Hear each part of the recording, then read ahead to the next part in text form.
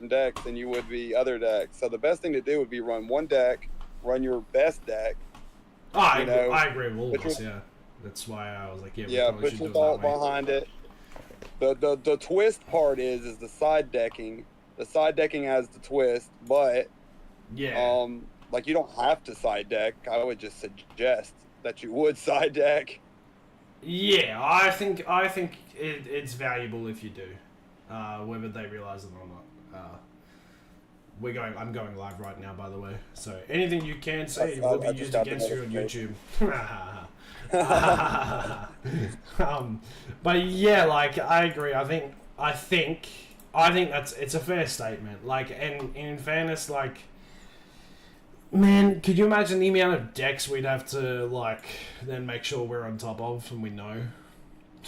Well, yeah, that's what I'm saying, and then not to mention all the misplays that we would have to hear about when because you've done switch through 5 different decks. Now I'm like, oh crap, what was my combo lines? Yeah, exactly, dude.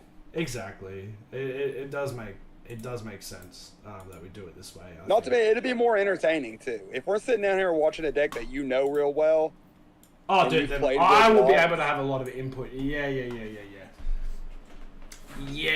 So, like, much better strategy. Less decks to keep up with. Like I said, they can favor tab their side deck, and then all they have to do is hit favorites and just swap what they want to swap out, and the favor tab will keep up with what they pulled out. Yeah. So when they want to put it back in, it's right there. Yeah, that's fair. It's all fair statements to make. I agree. But when I was in that clan and stuff, that's how we used to do it. And that's how we kept up with what we're side decking and stuff. It's all like right there. You can just click favorites and just move everything over. And what you took out goes into the favorites tab. Yeah, 100%. 100%, dude. Did you say that you're going live on Discord? Oh no, I did not. I think I said it to myself. If you want to post, go for it. Did you want a specific like title on Discord too? I always give my mods that option, hey, because I think you should. I don't have one in mind. I haven't put no thought behind it, but you're more than welcome to put me one. I'll think. Let me copy this link real quick. Ooh, chat, we are back with Will I Become a Champion? Hey, haha. Alright. I might just turn on my other camera. Now, I've actually had to turn the music off on this game because I did not realise that I was running the music on this game, which didn't get me a strike, but it's like copyright infringement. Nothing's happened, but it's blocked in these countries because of copyright. Okay, so let's not do that. So there's going to not be music. But, like, the good thing, I kind of just want to chill and keep on with this, keep on with, like, the change, like, not changing, but sort of having that sort of degree of separation, because we're going to go hard with the Master Duel tomorrow, and obviously the weekend, so, how do you feel like you're going to be, like, when it comes to, like, talking, like, commentating? What do you, like, have you ever done anything like that before? I've never done it commentating, no. But, it's fun. It can be quite draining, but it's fun. Pretty much just repeat what you see and... Pretty much. And the cool thing about commentary, because, like, obviously I've run tournaments in different games that, you know, at different times in my community. And, like, sometimes, like, just the theory, like, okay, it's a completely separate game to even, like, what I'm playing right now, but, like, we'll say, like, Rainbow Six Siege, it'd be, like, site setups and stuff, because I would obviously be hovering, and because, in, like, just to explain, like, in Rainbow Six, the defenders get, I think, either 45 seconds or 30 seconds to set up the site before the people who need to plant the bomb then, like, proceed to breach and enter the house, or the building, rather. And so, like, it was just, like, fun just to see some of, like, the science sort of coming out. Not science, but you know what I mean? Like, the theories of how people will play it and stuff. And sometimes, like, just, like, commentating on, like, the unconventional things that you'd be seeing or witnessing was, like, really, really cool. Yeah, I usually like, so when I watch a lot of tournament play. Like I have a lot of pages. I'm a part of the official Yu-Gi-Oh thing on YouTube. So anytime they have any tournaments, I get notifications for it. I watch a lot of that. Right. And I will be like, the meta decks that I know real well, like I'm working their plays out in my head. So I'm just assuming it would be the same as that, but just voicing it out. Yeah. Yeah, it can be like that. Yeah. But I do think we need a small time limit on how long you need to be in your side deck between matches. Sure. Just to keep from what do you think? Everyone being in it for way too long. I mean, yeah, it doesn't have to be nothing crazy. It doesn't take too long to. You only get 15 cards. It don't take too long to switch 3 in, 6 in, and then go into the next round. Well, we can run a timer to like encourage that if need be. I'm thinking maybe we can maybe like a 3-minute timer. Shouldn't take it that long. Yeah, 3 to 5 maybe. You should already be like time to think, but not. In my opinion, I feel like if you're putting it in your side deck, you should already be quite familiar with like those cards that you're selecting. Right. Well, and it also, if it's in your favorites tab, you're not digging through your whole trunk for stuff too, so you shouldn't need too much time to figure out. I think the new twist for people would be to understand what would be the best things to slide in. Just a quick question. Is my stream running okay for you? It appears to be. Okay, so it's just my internet now. I don't have your volume on. No, but like, as long as the screen, like my cards are going, because I think my internet's just playing up a bit, because normally I'll keep YouTube open instead of Streamlabs, because when I minimize Streamlabs it uses less resources than just keeping YouTube open itself, if that makes sense.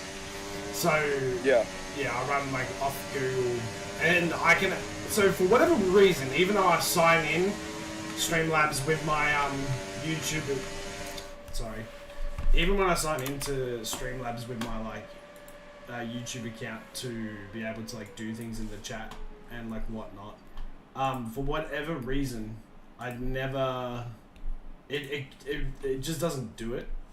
Like I can't run the polls and stuff. Like it won't let me do it for whatever reason.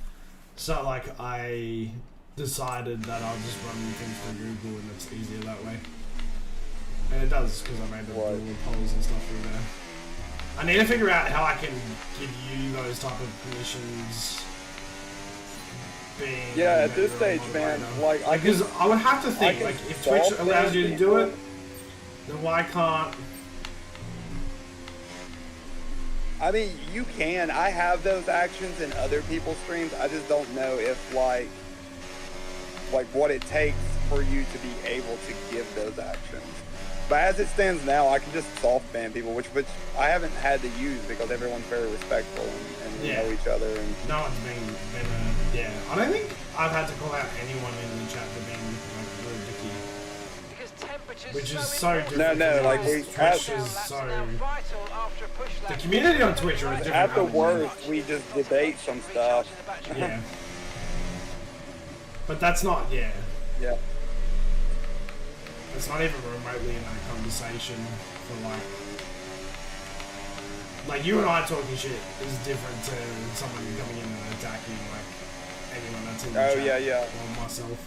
I haven't seen any trolls in your stuff yet. I've seen like people come in, solicit their own channels and stuff. I haven't seen none of that on yours. In fact, I'm more than likely going to be trolled more so by my old school moderators than what I am going to be trolled by just the regular YouTube populace, which is going to be crazy to me. As you have seen Tonka, he loves to come in and have a good old... I've seen Tonka. The only permissions I do have that I'm able to implement, I really haven't even been able to touch. Yeah, okay. And I think I've like removed two sentences only because they had cuss words in them.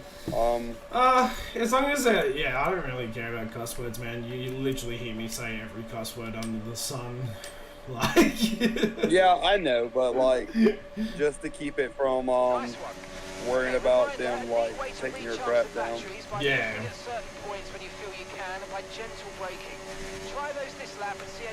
It's like one of the moderated things I've got that I'm supposed to be doing in other people's stuff. So in the habit, when I see like too many cuss words in one sentence, I'm like, nope. I don't really care if anyone uses like, as long as it's not like directed at people. No, I still think you can tell people to, like, you can still swear at people. It really just depends on the nature of what you're, like, what you're talking about too. Like, are you saying racial, like, slurs and stuff like that? Then obviously I would have that, you know, be removed / banned. I'm just thinking more so like, you know, because I literally swear, dude, it's not even like insult to you, but I swear at you, but it's not because like I'm even like mad, I'm just like having a joke. It really just depends on the nature of what you're saying and the context of what, which can be, sometimes I'll admit. My daddy was a sailor, so ain't nothing you say offends me. You're a real country boy. I'm used to it. You're a real country boy. Yeah, I cuss a lot. I'm just used to it. You tone it down for my streams though. You don't really cuss a whole lot in my streams. Yeah, I try not to on the streams and stuff because I always worry about like demonetization and stuff like that. I assume that at some point you're gonna get big enough.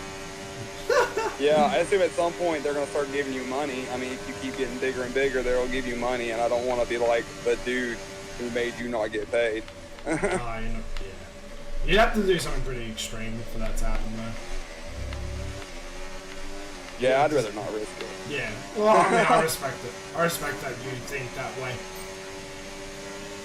Yeah, I'd rather not risk it. And I learned to like I'll keep quiet unless I'm like directed at me, or if we're in the middle of a conversation, I'll have the conversation. But if you're not like directing conversation at me, I'm gonna stay quietly over here. Oh boy, I lost some track. Oh, okay, dude. Good old AI just driving into the side of me because I lost traction. Blasted. Like I said, I've got a guy named Italian Meat, good friend of mine. He's a streamer, doing really good for Pokemon content, stuff like that. You know, I get on with him a lot, or I used to get on with him a lot. We used to do a lot of Minecraft stuff together. Really? Yeah. I was on their server and I always build like crazy souped up farms. And just little things I picked up, try to be quiet when they're not directing conversations at me and things like that so they can get their thoughts out. And that's fair enough. That's very fair enough. It's fair enough for me to understand. As if I get optimal energy usage here, dude. But yeah, I'm not even participating in this tournament. I'm pretty excited for it. Yeah, I think we got 6 people guaranteed, I think. That's what we're looking at. That's a good number for a first start. It is. The only thing that sucks is that no bracket, like, tournament bracket accounts for 6 people ever. That's fair, but it is the first one. It'll give us a chance to, like, better learn to navigate them. I've been in a few. This is the first I've hosted or been a part of hosting, so kind of like directing people and things like that. It'll kind of teach us how to make that a little easier. Yeah. That's fair. The more they join in, the more they'll learn about, you know, side decking and any other implementations that we add. As it stands now, it seems like just Master Duel's current ban list is good enough, but as you go and get further into it, you can start implementing your own little things. Yeah, 100%. I agree with that. I mean, it's kind of good, like, you know, you can just run, you know, the duel and just, like, base off ranked rules. In that sense, it makes it a lot easier just to be like, well, you can't use this, and it's like, well, you're never going to select it because... Yeah, the game was not going to let you do it, so we don't have to worry. Right, we don't have to worry about none of that. Which is really nice. But I've seen, like, at one point I've seen competitions where they like allowed certain band cards in. Those would be fun really at one point. how they get around that? And Master Duels will let you set when you're setting up a room. There's a setting you can do to allow yourself to set certain band cards. That's fair enough. You know, whatever the game will allow you to have, you can. I've seen people run Pot of Greed. Really? So yeah, we've got some like customizations we can play with at some point. Okay. Interesting. I didn't even know you could do that. I did not know you could do that, man. Yeah, it's really cool. It's really cool. Future things, and also mention like someone entering a contest where they have to craft a band card. You know, true. I would wince twice about crafting a band card. That's fair. Question: when you asked me before if I'd posted, did you post instead? I posted in the Master Duels chat though because I could not find the announcements. You should. I can pause what I'm doing. Announcements is like towards the top.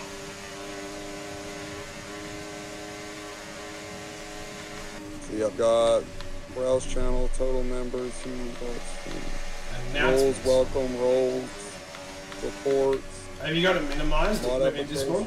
Because that can happen too. So like, if you like, because each of the channels, each of the channels are in categories, and if you hit like the category itself, it will like remove all the drop downs for all the channels that are there. If that makes sense. Well, it doesn't remove it; it just hides them. Yeah. Well, no, they're all open. They're all down. That's an interesting conundrum. Wait, so my announcements channel is just not showing to you?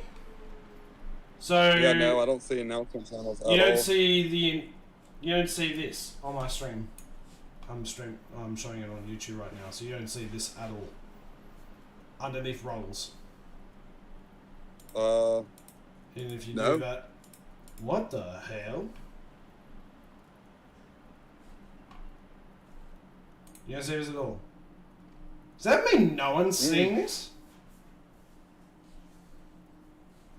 Because I'm posting it. I posted in it yesterday. And I thought... Yeah, no, I've got roles, welcome, rules, welcome, and roles. Huh. That's all I see. And you don't see this. You don't even see this thing here. Nope. That's really weird. Hang on.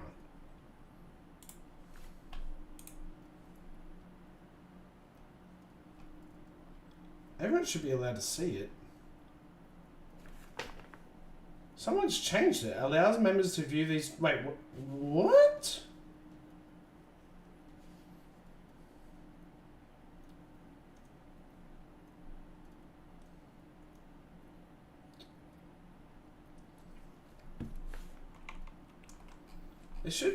You should be able to see it. So if I just do this real quick, it doesn't come up for you? You don't get a notification in Discord? Let me refresh Discord. No. That's an interesting one. Huh. Interesting that. Nope. Yep, still don't see it. I've seen it before. It just recently, when I went looking for it to notify everyone, that's when it was gone. Really? Hang on, I'm gonna make sure. Because I feel like I've even posted in it. You have. Permissions.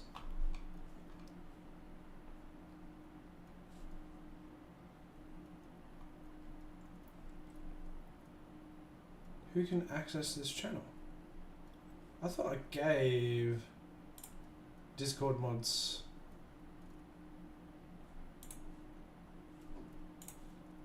Can you see it now? Yep, there he is. It popped in. So something changed there. Okay. That's a weird one though, right? Because everyone should be able to see it. Someone's changed the permissions of it. I don't know who did it. Who the heck did it? Yeah, someone's changed the permissions. What the fuck? Who did that? Oh, I'm gonna go suss this out later. Luckily, I have bots that show me when permissions are changed. I'm gonna confront whoever did it, because that is the rudes. Oh, I've got these bots too. Yeah, well, it's just the easiest way to, bro, because like, I don't check. You know, I'm not gonna check every single thing that someone does, like, it's too hard that way. And so having a log from the bot is huge. I'm assuming it would be under server logs. Yeah, it would be. I think you can see it actually as a Discord one. Yeah, I can see. I don't go through them unless like I have to, but. Well, if you find something there... That is a lot. Yeah, because that means no one was seeing it, because it was turned off for everyone, which means that no one could see the channel. So someone muted it. And when I find out where that log is, whoever did is going to be in the naughty corner. Yeah, my firm finger waving. Yes. Play on my Discord settings. If you don't like it, you can just mute the actual server and it won't notify you if you don't like it when I post. I've had people in the past get angry about me posting in announcements. It's like, okay, well, that's what announcements is for. When I'm going to announce something. If you don't like it, guess what? You can just mute the server. if you don't want the you know, but say for a reason.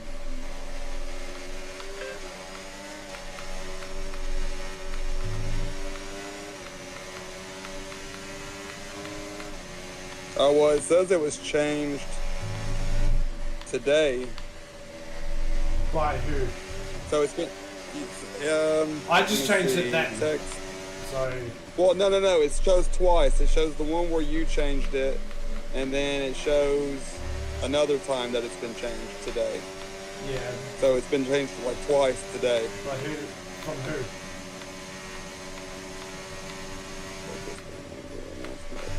It doesn't tell me a name. Channel ID. They I'm gonna find out who it is. tells me a time, doesn't tell me an ID. Oh, I'll be able to see it. Where is Discord? Where are you looking? You're looking at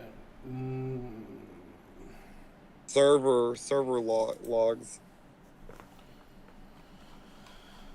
Unless that's showing twice because you're like either like you clicked it on and then clicked it off again, and it's showing twice because of that, because it says 8:24 p.m. and then it goes again at 8:25 p.m. 118. I'm trying to figure out what time that lines up with you, but no, okay, it wasn't today for me.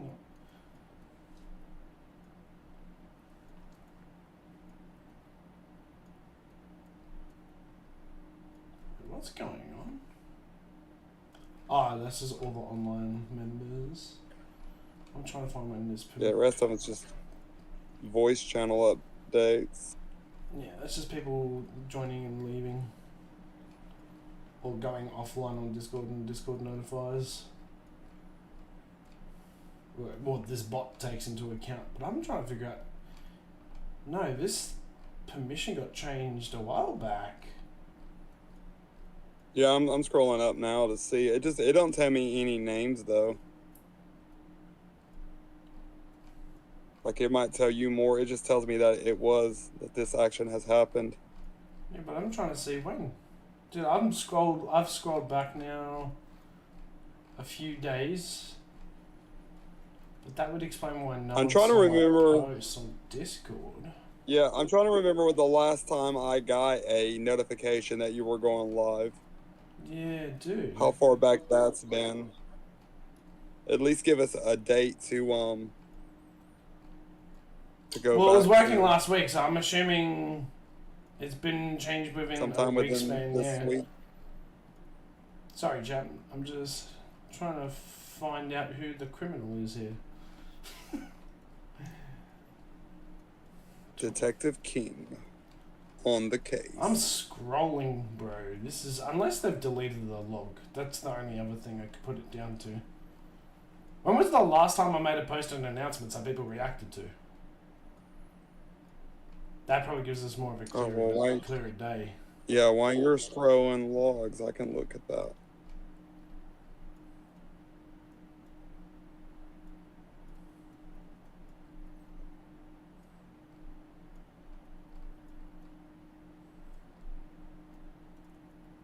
Your last one for reaction is the interview went for 4 hours, and I have sent so many words. Yeah, what my plans. Yeah, what's the date of that post? 2/18/25.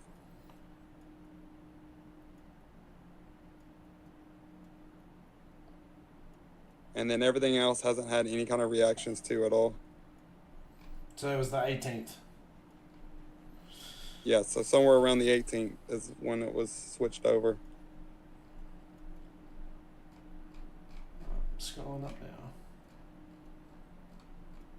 I feel like I remember you notifying us that you got the Blue Eye Structure deck. Yeah.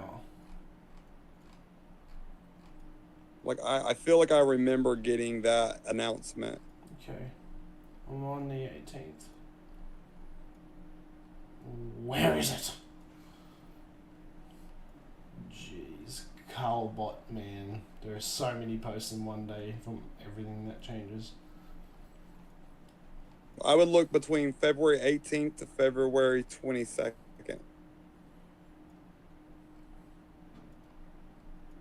Well, I didn't see anything in that time frame. I don't even see anything now. What the hell? Yeah, I couldn't see anything in that time frame that says it got changed. I can see where I last made updates. Maybe I did do it. Maybe I fucked it up. You're the culprit. It was you the whole time. No, I think I did it like I did like some sort of updates to it. Yeah, you can see all these logs here on the 20th. I'm pretty sure it was all me. Oh, so maybe the update just you just forgot to like notify everybody again. Or I've clicked the wrong thing when I've updated it. Oh, that explains so much. Oh, maybe it was me. But I do feel like I did. I'm gonna give myself a stern. I'm gonna give myself a stern finger now. That's naughty King. Never do that again. Put you in timeout. Yeah, I'm gonna put myself in timeout. My goofy ass. That's fucking hilarious. It was you the whole time. It was me. Jim Carrey. It was me.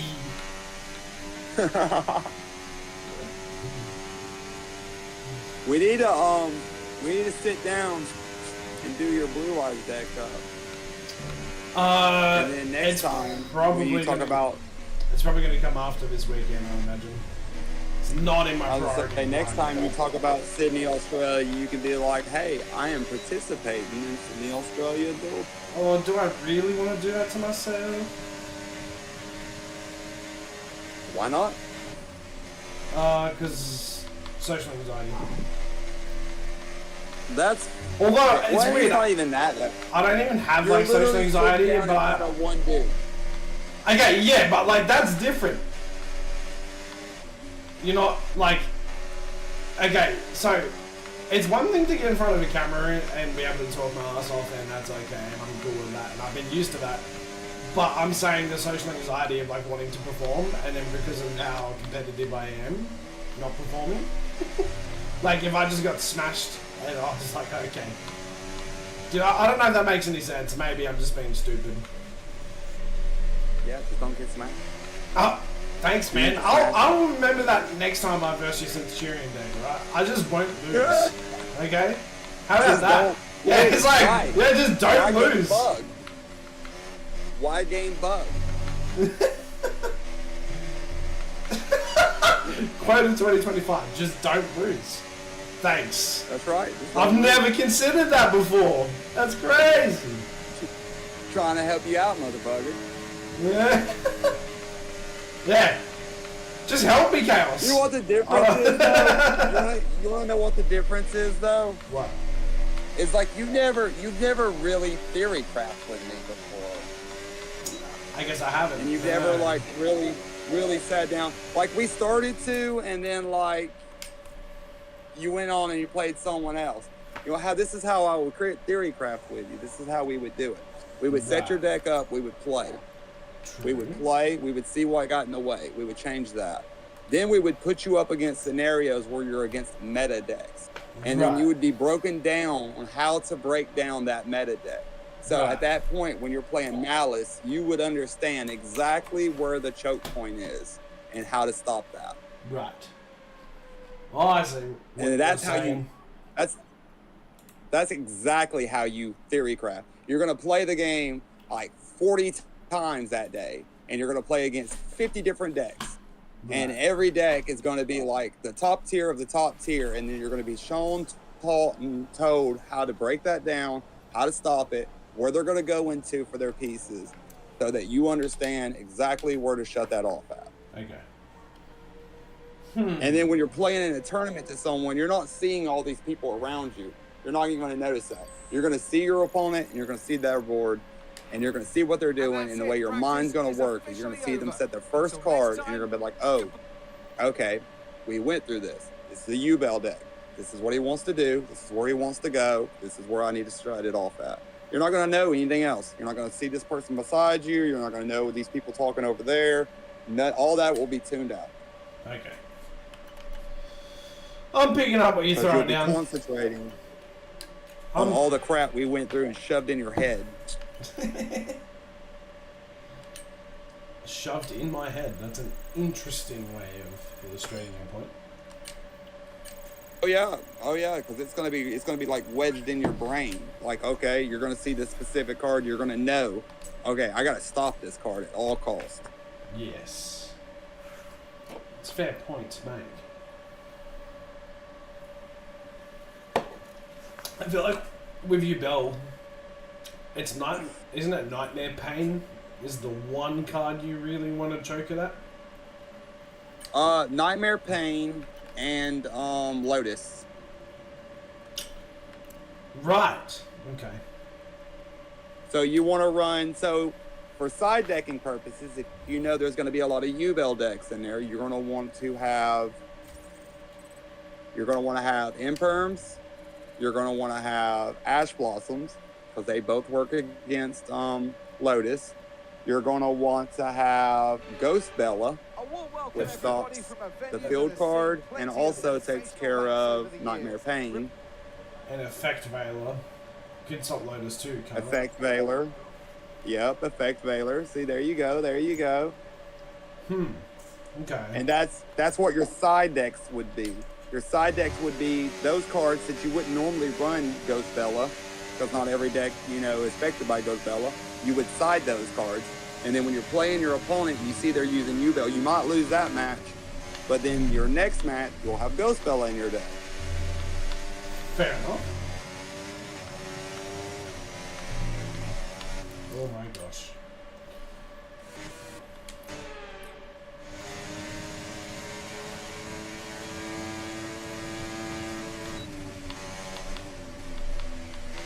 That's another reason why I'm not participating too, because a lot of people are using road decks, and I have nothing but meta decks. That's a fair point that you make there. If everyone was running a meta deck, I would feel alright. I would be like, well, what the heck, they got me. I would join in, but... Yeah, but that Centurion deck that you got is a monster. And that's not even your strongest deck. Right. So, I just don't feel like it would be fair. Yeah, I mean, fair point to make.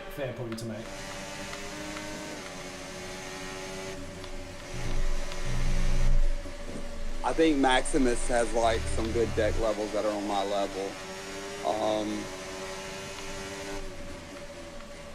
Really, I think that's the only one that has a meta deck or two.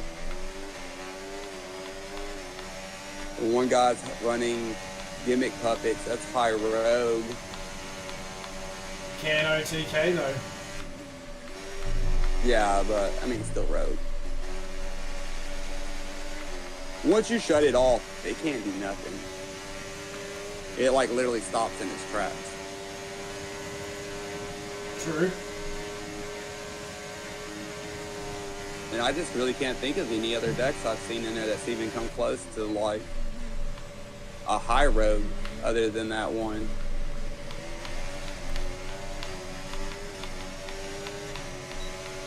See, I'd be paying attention to what people play. That's fair.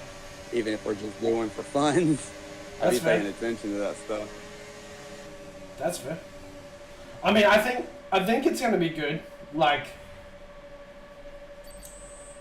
I think it's gonna be good. I think watching people compete is always enjoyable for me. So, you know, I'm not, entirely sure who's gonna win. I've tried to do the first round matchups to the most even that I could think for player levels. So, I don't, because I didn't want to obviously just put someone that's high plat to diamond against people who are in less than that. I thought to myself. So as another prize, what I was thinking is we need to make a tournament channel and score points to people for how well they did. So of course the first place will have the higher amount of points, last player will have the lowest amount of points. They'll all get added to said tournament. Everyone can see it, but only they can interact with it. And or only we can interact with it, even better. But then we can keep up with score ranks, and when you do more score rank can be added to theirs, and if new players add, we can add new players to it. I mean, and then that will give you a rank scale on people too. For next tournament, you'll have a general idea. Well, he won the last tournament I have, so I know he's really good, and this guy came in second, so we know we can compare them up together on this tournament. Yeah, I don't hate that sort of notion. I think that would actually work relatively well, to be honest. I need to actually add tags into my current video, which I thought I had done, but I had not done. But yeah, a way to honor the winner and a way to keep up. I mean, almost saying we almost create our own little league. Is that what you're saying? It kind of pretty much, yeah, pretty much. And then we can keep up with, and that way when you go to making brackets and stuff for people, you'll know whose power levels are pretty much even. Of course, that's going to change through the gameplays and over the years, but you'll have a general idea next time you go. I mean, true. I mean, I didn't really think of it that way, but that's kind of what I was trying to essentially establish with, it's basically what I was actually trying to establish when I was, what do you call it, running, the tournaments for Rainbow Six. I was actually trying to establish, my own sort of little league and see how well it would go, Yeah, these were... So the ideas I'm giving you are what my clan. Which is cool. Yeah. This is how we kept up with the strongest players in our guild, and then say if a clan member or the clan leader invited another clan leader to a duel and he wanted one person versus one person and not a team set up, then what my clan leader would do is he would pick the strongest person who's won the most. And then that person would be the one that would represent our team. Right. Whoever consistently had the highest score and consistently was on top of the list would be the one that went out to represent. That's fair enough. I mean, you wouldn't have that aspect of it, but same general idea. Well, I mean... It works though, I mean...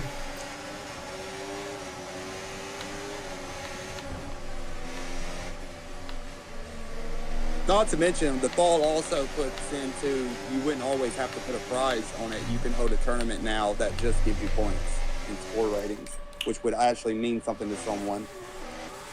Yeah, that's also entirely true. Oh my gosh, what am I doing? Those numbers means at some point you can have a tournament that only has high number of people that can only join and things of that nature sometimes, or a tournament that has only low number of people to join so they have a chance to bring their numbers up. And there's a lot you can do with it. True. I mean, I don't hate these suggestions you're making at all. I mean, I think the idea would to be expand as much as we can. I thought some people would take an opportunity to discuss their decks right now, to be honest with you. Like, yeah, I think somebody said they were still at work at the moment, and yeah, true. Fair point to make. I forget not being employed. Okay, the start was fine. Let's try and move forward. Gives us a chance to work out finer little details and. Yeah. Have you told me? Look, you don't need to disclose, but what you do for work? I am a butcher. You're a butcher. Okay. I am. Is that like a trade over there? Because it is here to be a butcher. It is. It's kind of a rare one because, like, yeah, we have like a lot of machineries and stuff that do a lot of stuff. So we're like kind of a dying breed. Yeah, that's fair. But no, I cut cows and pigs up, make steaks, and Yum. make meat art.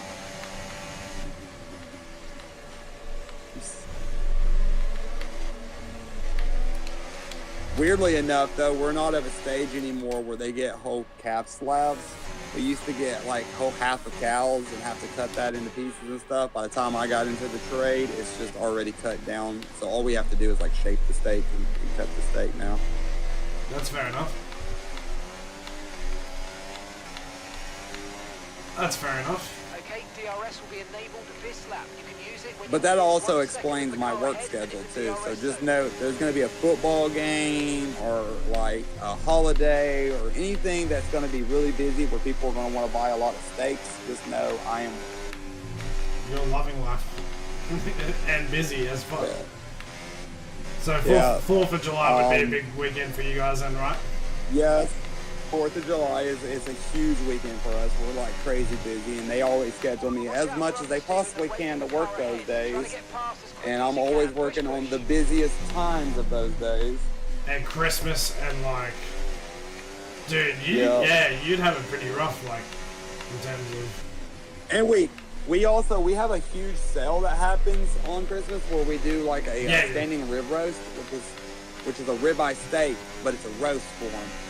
True. And what you can do is you get it super cheap. It's like super cheap to buy this standing rib roast, and you can get this and have me go ahead and cut it down into steaks for you, but I'm gonna sell it to you as a roast. So I stay super busy during Christmas because that's when that sale comes on every Christmas. Christmas and Black Friday would be like huge times. Yeah. And people will buy whole ribeye loins. They'll buy the whole half of the cow and have you cut them down into steaks to get that deal. Makes sense to me. So Christmas is probably my busiest time. Not to mention, Christmas and Thanksgiving. Those two are the 2 days that I work the most. My hair be turning white during those days. I be stressed, my boss be stressed, we'd be fussing at each other. So are you like a manager? No, I'm just, they want me to be a manager. Use no responsibility? Bro, yeah, being a manager turned me to nicotine, I ain't gonna lie. Okay, no. Admittedly, like, that's on me. I could have not done it, but like, I never felt stress in my job to the point until I was a manager. See, I wanted it. Like, I thought I wanted it, and then I got it, and then I was like, this is like a lot of stress that I just do not want. And then not to mention where I was where I was at, you couldn't pick who was under you. Like management above you picked them, and then you just had to work with them. And I had like some terrible people. Bruh, And I don't have patience. Like I like to teach in Yu-Gi-Oh and stuff, but like if I'm ever like really teaching you and we're tight and we're close, I'm not that nice guy. Well, you need your harshest like being able to critique someone effectively doesn't mean you're friendly to them. Like I hate that sort of notion that people think that they're just entitled to receive critique like as if it was fluffy. I feel like most people don't actually learn until they kind of get pulled up on something. Like, it doesn't necessarily mean you be a cunt or a fuckwit. It just means, I just think, yeah, you need, like, you've got to have some type of... See, you see it that way, but a lot of people don't see it that way, and they have it come across as, you know, he's mean. Well, for me, I actually receive critique when, even if I don't like it or I disagree with it, is when it's just like not being a dick, but just being honest about like the critique, right? For me, that's how I best receive it. Yeah. Now, I think culture has changed. I think that's how most people used to receive it, but I don't think it's necessarily. I think if you're in a position of leadership, it's your responsibility to figure out how you can teach people. That's my thought. But I also did a degree around that, like a graduate degree, and so unfortunately a lot of the harsh critique comes from people with not trying to. Not saying this is you. I'm saying in general, most people don't give critique without trying to figure out how to get the best out of people. Because actually, figuring out how to get the best out of people should actually help you deliver the critique they need to get better. See, my issue is I'll direct the critique to you really nicely at first, right? Like you've seen me, I've taught you stuff. Yeah. Comes nice, right? But if you didn't get it the first time, then it's a little harsher. And if you didn't get it the second time, it's a little harsher. And then by the 5th to 6th time, when I personally feel like you should understand, and I'll try different ways as I'm doing it too. Like you won't get me saying the same thing to you. I'm gonna say it a different way. I'm gonna reword it. I'm gonna you know. But after the 5th, 6th time, when I feel like you should have it down, I'm like wanting to shake you. You know what I'm saying? I just want to shake you. I just want to shake you. That's funny. I was teaching a friend of mine that I work with. I was teaching him how to play Yu-Gi-Oh. This is his first time playing Yu-Gi-Oh. And he was playing a Soul Sword deck. Very easy, straightforward combo. You're doing the same thing every game. You're not going off course. You're not changing anything. You do the same boring play every time you start. That's right. And I think it was the 6th time he was playing. I was like, "What did you do 5 minutes ago?" And he's like, "This," and I'm like, "You did not do that.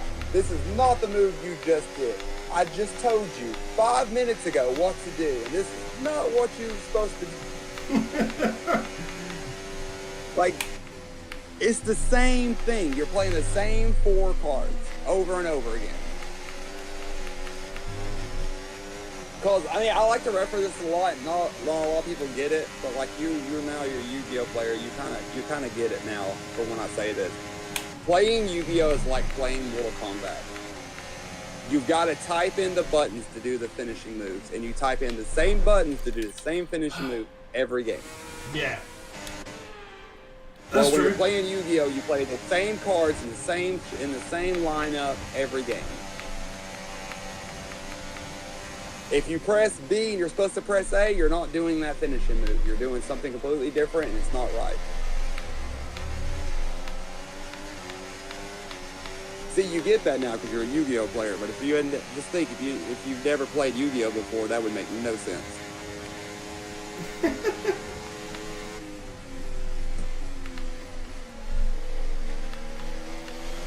I mean, on ISIS level changing. Like I said, you would have seen me struggle to understand things when I first started, like, streaming Master Duel. You were there from the get-go, pretty much. Right. Well, you've seen, like I was saying, you've seen how my attitude has changed. Like when we first played, you won. I would let you win, like a lot. Like okay. I didn't realize that at the time. You know? I did not realize like how lenient you were being. Right, but now you're at a stage where I feel like you should know better. You're getting a different side of me. Like you're seeing me actually play you. Yeah, true. I can attest to that. I feel like true. You should know. If you don't know what you're supposed to be doing, I feel like you should know what my deck should be doing now. Because that same Mortal Kombat combo I just told you about, it happens in my deck, and you've played my deck 100 times by now, so you should know what's coming. Like, I do the same plays, I do the same cards every time, do I not? It's true, you do. And that's where I get at, and that's the reason why you don't get that nice, let me let you do some stuff on me anymore. You get that, oh, I'm just gonna play through that now. Because I'm at that stage with you that I feel like you should know my deck well enough. Well, not even just that, it's like how am I actually gonna get better if you don't actually compete? I'll actually never agree. That's the thing. Like, well, yeah, but you see what I'm talking about, though. You get those stages. At first, I let you do it all. Now I don't let you do nothing. And also, it's kind of a good thing that you did that, though, because you didn't just utterly destroy my confidence starting. And if you hadn't done that, I probably wouldn't have played the game. You know what I mean? Yeah, that's another reason why I ease into it like that. Because at first I have that understanding that you don't know. Bro, I was completely foreign to learning how to play it. When I get to the point in my mind, and I know this is where my downfall is, because I know not everybody's the same. I know you're not the same as me. But when I get to the point in my mind where I feel like you should know better, that's when the coin gets flipped and I start like actually playing the game. I mean, it just depends. I think I've learned how to play and I'm not complaining, so it's like, eh. My buddy Zach learned the same way as you. And mind you, we'll get to this point too. Like, just so you know, just a heads up. Like now, you know, we're like, I've known him for like 30 something years.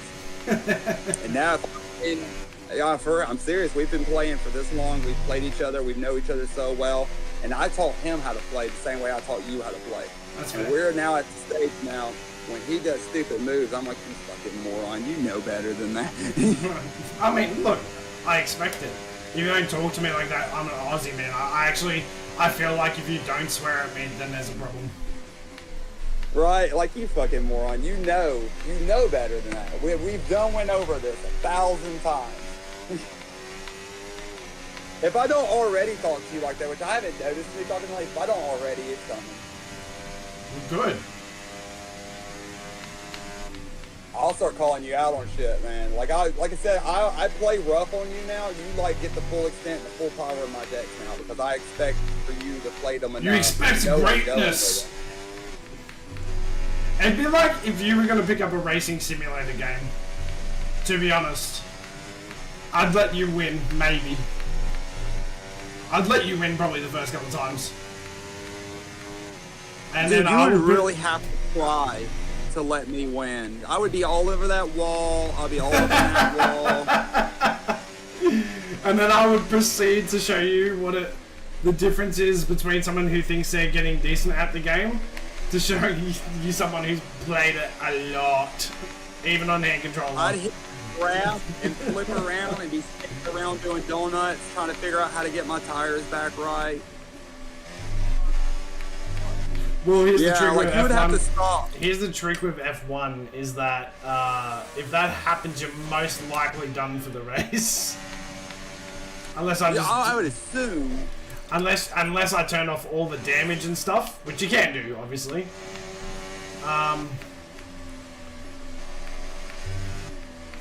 But when you learn how to handle a car in the game, it completely changes. Like, even I'm not perfect, dude. If I was racing... See, the problem with joysticks and playing a simulator racing game is that it is really hard to go around the track perfectly for X amount of laps. It is hard to achieve that. Whereas a steering wheel, and even then, it can be hard with a steering wheel, but I think with a steering wheel, you have a better chance of not fucking up. My brother used to make me play racing games with him, and the comment he always had to me was, Eric, you're not sensitive enough with the remote. Like, I don't, like, nudge it sensitively enough to do a turn. Like, I'm, like, fucking all over that goddamn joystick. You know what I mean? Well, you see me play a racing game, you would think I'm playing Elden Ring. Well, the thing about Formula One, like what I'm doing right now, is that you actually have to turn the joystick really hard. So, because if you don't, you're going off the track. Now, I could change that with sensitivities, but I like having the feedback all the way through the motion of the stick. So I don't change it. I don't make it, like, sensitive. Like, I make it... I play it the way it's set up, essentially, because that's how I learned how to play on it. I would never make the only thing I changed, I think, was the dead zone. Because every joystick has them. So I think I changed the dead zone, but other than that, I've not changed pretty much anything about it. I'm racing stock standard, everything's stock standard, so... Yeah, I couldn't do. I'm not sensitive, so I wouldn't be able to set my my controller to be more sensitive. I would have to have it just wide open like you have it. Yeah, I'm all over the place, so I don't really have fun with them because I'm all over the place. Like, everyone always beats me because I'm slamming in the walls or off in the grass, and it's just not fun. I just don't have fun when I'm like fucking slammed into the wall trying to figure out how to line myself back up right. That's fair enough. Okay, let's go now. Come on. Perfect job on the turn in there, mate. Looks like a nice stop time. I used to play a lot of Halo back in the day. Like, that used to be my shooter I used to play. I did a crap ton of Call of Duty for a minute, but they just, like, all the Call of Duty games are pretty much the same. I don't know, I just stopped buying them after a while. I think Advanced Warfare broke me. I didn't really care for that one. I didn't care for that one at all, and then I never bothered buying a Call of Duty after that. Yeah, that's me, right there. That's me. Where? What just happened on my screen? Yeah. I got pinned into the wall by another driver. That wasn't actually my fault. Oh, well, that would have been my fault. I would have done that, not on purpose, but just on my own. You can actually see I'm kind of struggling at the moment because my tires are cold.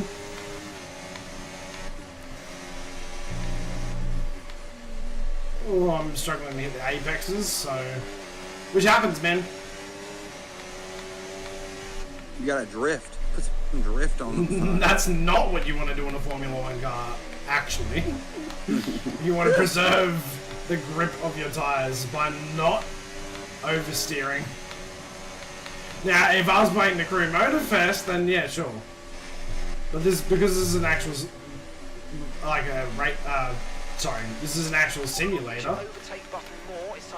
It's, yeah. Come on, can't exactly throw that ass in a circle. I'm playing this on hard at the moment, so I just need those guys in front of me to keep fighting because it'll allow me to catch up to them. Because of the way that motor racing works. Okay, that's Pastor in the pits. Pastor's in the pits.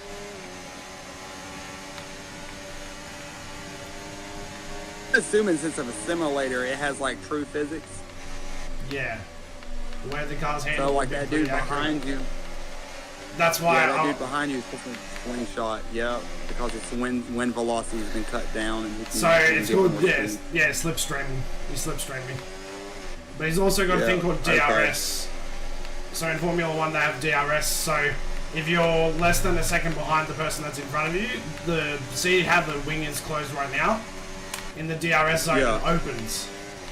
So yes, it gives you opportunities to then power past the person that's in front of you.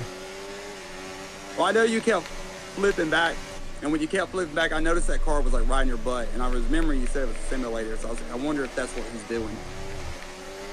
Yeah, I'm checking. Well, no, I cut across to try and defend, but he still had enough speed to go on the inside. That's what happened.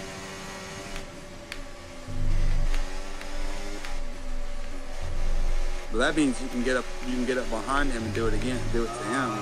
Yes, I can. Correct. And I also got to defend my position at the moment too. That goes both ways. So I want to attack this guy without giving up my position to the guy behind me now. If that makes any sense at all. Throw a banana like peel. this! Oh, that was tight! That was unethical. Brilliant. Nice move. I can't believe I did that cleanly. But I did! And I get the DRS zone because I was behind him technically in the DRS zone. So now he's not going to actually advance onto me, and now he has to defend against the guy behind him. Now, if that actually happened in a proper Formula 1 race, you'd be like, oh, this is racing. You'd be like shitting your pants. The crowd would be going nuts. Because... Throw a blue turtle shell out. Just use the rocket. Yeah, just use the rocket. So now I've created a second gap because he has to defend his position now. Which allows me to then try to start catch up to the guys in front of me, if that makes sense, right? So now, not clean air, but cleaner air than what I would have if I was trying to defend my position constantly. And you're in second. No, I'm third. Third. The purple highlight means that Verstappen has the fastest lap of the race because it gives you an extra point in the championship for fastest laps of the race. So if purple I got highlights, you. Okay, your third is over on the other side. Yeah, so I'm third. I see it now. That's why I don't want to give this position up because I want, obviously, the higher you rank in the race, the more points you get for your team and the constructors championship. Oh, that's fair. Okay.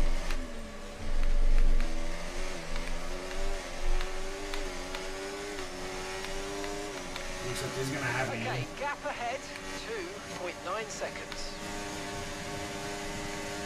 Yeah, see, our races down here just go left a lot. You've lost some time to the car behind. Yeah, that's NASCAR. Stop racing. All the left turns. You ever turn right, you screwed up.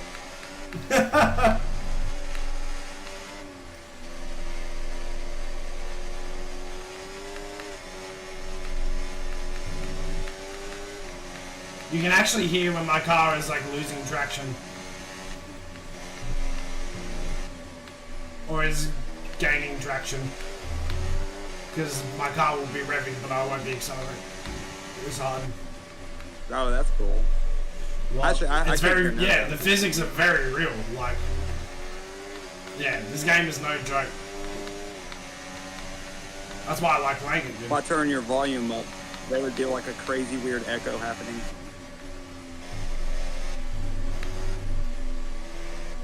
Oh, I missed the apex there. That was terrible. Oh my god. They should add shortcuts. Ah! Squeezed him up the track a little bit. He's going to have to give this up if he wants to make it through. Which slows him down. Which means I should get through here. So is this modeled off of a real location? Or Yeah, this is Suzuka in Japan. Yeah. This is all real Formula 1 tracks, yeah. Oh my god, it's just gonna be a battle. These are the funny cars. The ones that are like really low to the ground and sound like a has all mosquito. the wings on them. Yeah. Yeah, but they're incredibly fast because they're the fastest car that can go around a corner on a race, like in racing, if that makes sense. Like the G-forces they experience per race is just insane because it's basically G-force the entire time. That's all they're feeling is G-force. Just think of it, a car that can go as fast as a stock car in a straight line, but then can go like 3 times the speed of a stock car around a corner. It's crazy. And you know what's crazy about them, because of obviously all the road laws and legalities these days and trying to be a bit more economical in terms of, like the environment, they're running 1.6 litre engines. That's all they're running. That's the size of the engine. Oh my god, that was a terrible corner. Yeah, so the size of their engine is 1.6 litres. It's nothing. It's not the size, it's how you use it. Well, obviously, because they're engineering freaks of nature.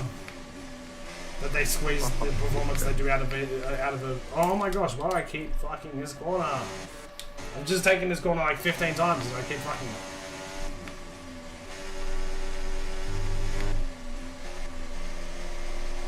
There we go. There we go.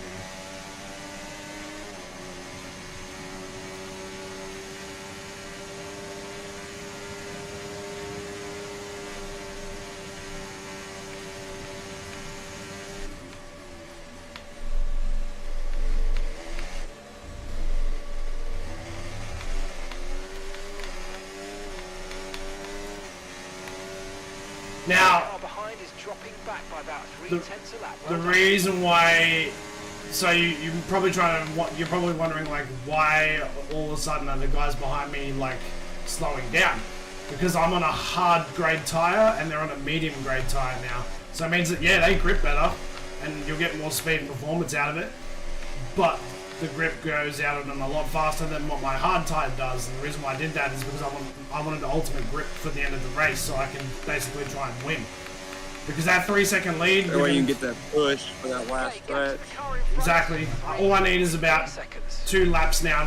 Well, I got 4 laps into the end, but I need basically once their grip starts falling off, I'm already starting to close the gap because it was like nearly a 4-second lead like a lap or 2 ago. And I'm putting, what is my pit lane now? Said I'm putting about 0.3 of a second up on the person behind me now. So it's all about strategy too. Strategy and not fucking up that corner for whatever reason. Mental block. Yeah, I could get into the strategy part of it. It's the actual racing that I would be lost at.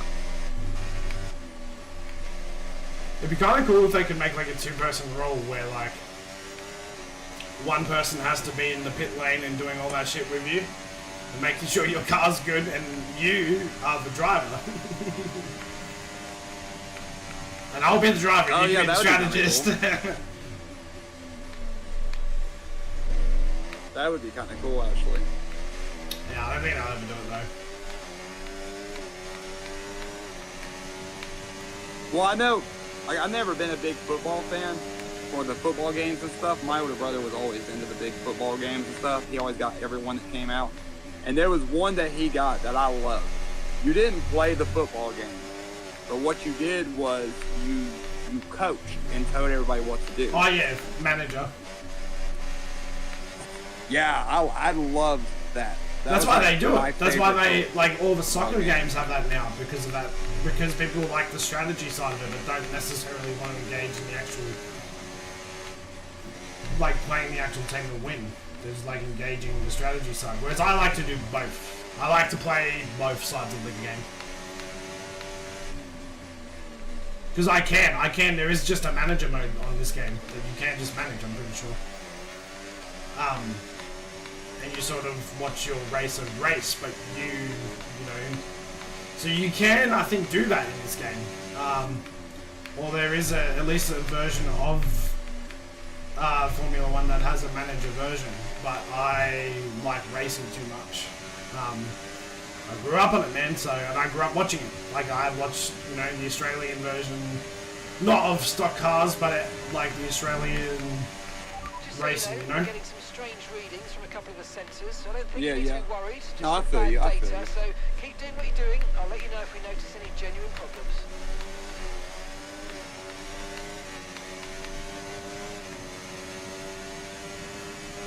I was playing my wife earlier. I was using the Evil Hero deck I got, and she was playing with this Blue Eyes Structure deck. She's like, oh my ass. Just, yeah? Yeah, I mean, just the difference between a meta deck compared to a low-end rogue deck. Yep. Yeah, she like my Evil Hero deck doesn't really have very many hand traps in it, so it's not very high-end at all. And I don't have none of the new support. I got like one fusion that came out of the new support, but I don't have anything else that came out of the new support. And like, she was literally shutting me down. Like, I'd activate something, get an effect, she's like, hand trap it. I'd activate something, try to draw, she's like, hand trap it. That's fair. If you have a look at the stream now, you see how much closer I'm getting now. I've cut the gap within the last lap down to nearly like just under 2 seconds. Yeah, that's what I'm looking at it now. It's the highlighted, right? Yeah. I'm looking at the right thing. Yeah. And I'm catching them. I just gotta get close enough to get to the DRS zone, and if I do that, then I'll easily overtake him. But I got 2 laps to make something happen.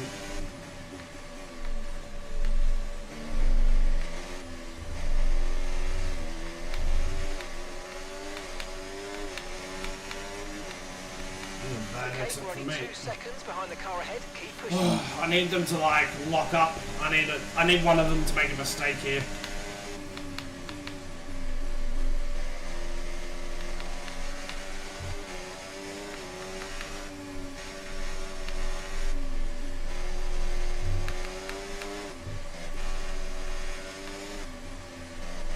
Should you try asking them to place their hand on top of their deck firmly? I did not, unfortunately. I did not think of asking them that. Just be nice about it. People relate better than us. Ooh, I'm nearly within a second. Oh, the pace is real on my car at the moment, dude. I can have them both this lap. It's gonna happen. Just gonna catch them here. I'm gonna use a bit of my battery. Oh, dude, no, that's not how you do it. It's this bloody corner. It's this one corner. It always gets me.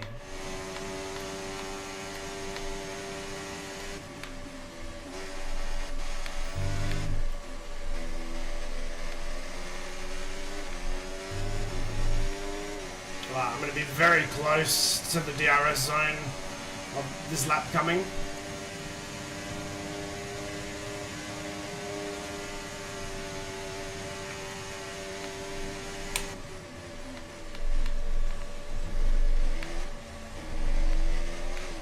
Oh my gosh, I'm so close! Come on! Come on! Okay, final lap. Let's go. Fighting like this, yes, keep fighting!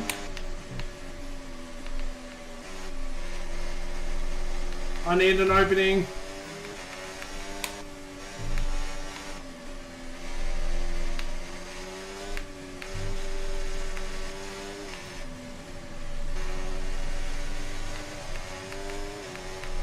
I'm locking in. Even if I could just pinch second.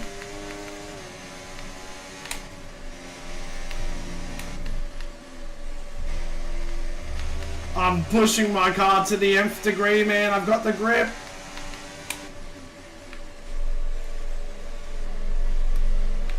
Alright, I'm in the DRS zone right now.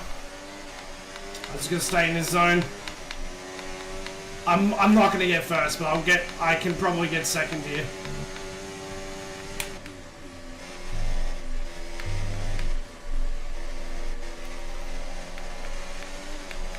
Oh, it's gonna not be enough. I needed. Like a test race. I think I needed one more lap. I think if I had one more lap in it here, I would have done it. No, I'm not gonna be close. This is like a enough. test race, right? This is not an actual race. No, this like is a an test actual thing? race. Oh my god, look how close I am. Okay. Oh my gosh. I thought the little lines there was like a. Nah, if I was using a steering wheel, I wouldn't have the line on. But because I'm using a controller, man, I'm at a disadvantage. So I utilize the line because I'm a controller user. That's fair. Okay. I just thought it was a test race, like you were trying to was trying to show you the track and where you need to be in and on that track at all times, kind of a. No, I would not do it that long. No. Points during the race, led every lap. I mean, what more can we say? But I'm on the podium. I did get third. I did protect it. So that's what matters, right? Right. I did just up the difficulty when I went into this race too, by the way. I upped it by like 6 points. So Exceptionally today, keeping us firmly on the edge of our seats throughout the entirety of the race. Congratulations to everybody at the team. But yeah, no, I enjoy this type of content, man. Like I enjoy like racing. It's just I just enjoy it, dude, because I enjoy watching it in real life. I enjoy playing it, you know. I enjoy strategizing, because my racing strategy then was completely different to everyone else's racing strategy, you know. So it was a gamble, and it paid off. Like, it nearly paid off. If that race went for like 2 more laps, I would have had them both. I would have won the race because I just had way more grip, and I would just push the car harder. So, but I'll kind of show you what I'm talking about. So, like, before I actually go and race, I have to do practice. I have to do qualifying. But with more races lined So, yeah. be sure to join us when we come back with more Formula One. More Yeah, Formula low-key, that's what I One, thought dude. you were doing there was a practice thing because it had the lines. I thought the lines were like just Nah, identifying you where can choose where to you're at. you can choose to turn them on or off. I have them on, dude. To be honest, if I was playing with an actual race like the steering wheel and the pedals, I'd be like, you know, you got to think I'm doing all of that with basically 4 buttons: steering, go, like accelerating, and using my battery, which is like when you utilize the battery power, like it restores it when you brake, but when you use your battery power, obviously your car will, you know, be more powerful. So it's a matter of like, there's so much going on with control. Like, there's a lot of things that I can utilize on controller that is just probably so much more easier when you're just using the steering wheel. So I kind of pardon myself and allow myself to have the benefits of, like, you know, like I said, It's like a handicap. yeah, like, yeah. Because I do want to get a steering wheel to do like proper, like, you know, in a popular simulator setting. Then I will probably take off some of the things I have on. Like, I have anti-lock brakes on. I probably would turn that off once I've got, you know, that set up, but it's going to cost me a little bit. I think for the steering wheel that I want, it's going to cost me like $400 to get. So I'm going to save a little bit of money because I want a good quality one. I don't want to, like, a lot of people like recommend Logitech, but then I've read this other brand that I'm looking at where they have way more options. They're like, for people who actually want to learn and get good at simulator racing, like, the best thing you can do is probably go with this brand instead. So I was just thinking, they're called Thrustmaster, which is interesting. You want to make $400 quick? Yeah. Tell you how you make $400 quick. Yeah. There's a thing you can do behind Home Depot. Right. Like, Hope your knees are good. You can make $400 good. I ain't going behind no Home Depot. We don't even have Home Depot over here. I'm actually gonna put some music on. By hell to the motherfucking no, dude. That was The sus. wife said Costco is where you go for that. Yeah, we do have Costco over here. Oh, look, he has a Costco. I'm not going behind it to do that though. I'm go sorry. Go to the Nokia store. You can get you an IKEA desk afterwards. No. No, thank you. I'm gonna keep my manhood in check, thank you very much. That's what I'm gonna do. And I'm not gonna You go know on I my would knees for like- someone else. Nobody would like me doing it. There'd be a lot of crying, some snotty nose. Have you ever seen SpongeBob scrape a candy bar? It'd be that. No. I have not. YouTube SpongeBob scraping a candy bar. Do I want to? This sounds terrible. Yeah, it's just him taking a candy bar with his 2 teeth up front and just scraping it across. Yeah, no. I don't think I will. Hang on. Yeah, I won't make a lot of money. Heroes tonight. Alright, I'm gonna quickly grab myself a drink, and then I'm gonna come back, and I'm gonna be racing on the Chinese racetrack. Whew.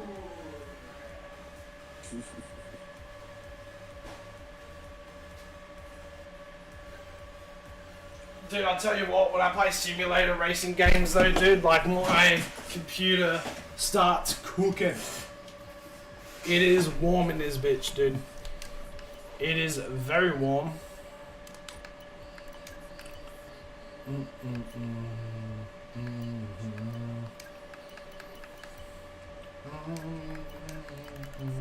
town, London to Simon. Yo. I feel like we should do that and maybe do that now.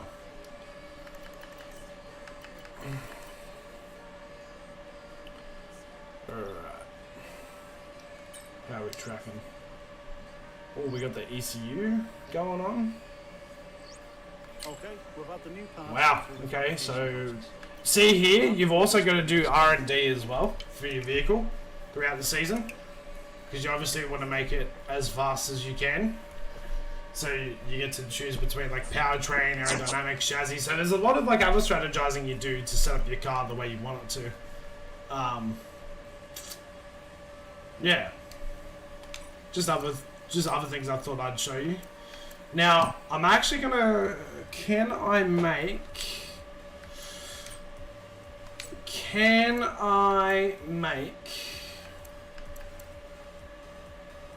No, I don't think I can. I think once you set some of these season settings, you can't change it. I was gonna see if I could make the races a bit longer. I thought I could in the previous one of this game, but apparently I cannot once I'm in the season. Okay. Alright, that's fine. London to Simon.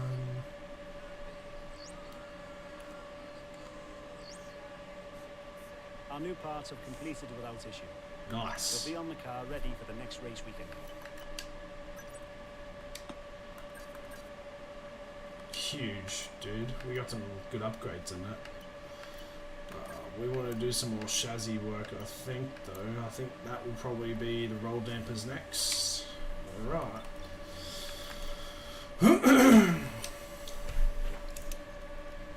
So I'll show you now. Like, I'm at the career. I'm going to practice session 1.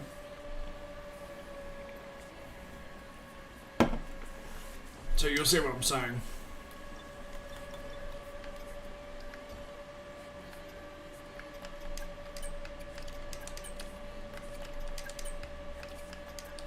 You've also got all this here.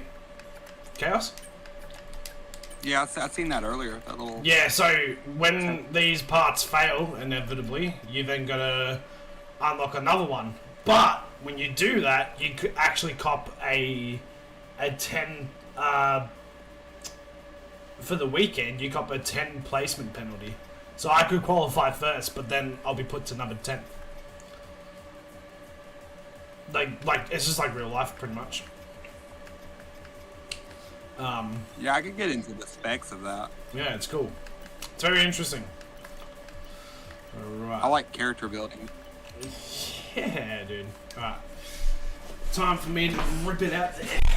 Now, I already have some... Luckily for me, I have another career that I play, but I don't play it on YouTube. This one's specifically for YouTube. And I've already got car setups the way I like, so I can already, like, load up a pre-saved car setup that I have. Like this. They told you about the new parts that have come in from the factory, right? Well, they're all fitted and good to go. I hope they do the trick. Alright, we want to do, I think, track acclimatization, then we'll do qualifying, and then we'll do race pace.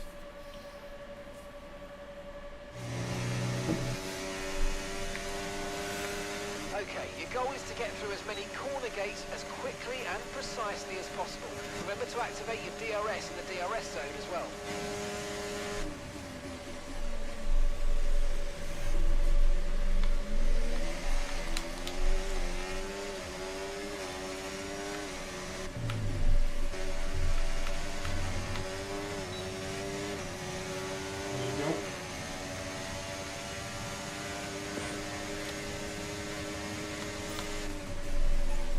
Oh my gosh. I was hitting that corner way too fast.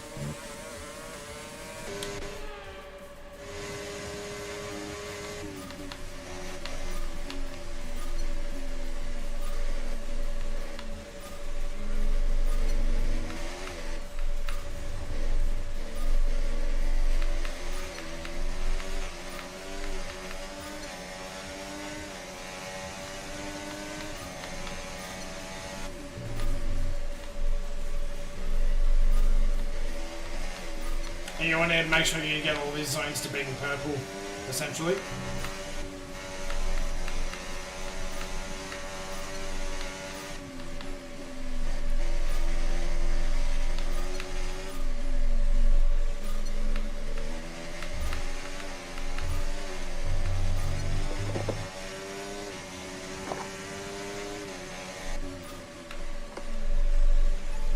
Ooh. I'm a perfectionist, so I like making sure I nail all these. As you can see. So when you rewind that, does it rewind everybody?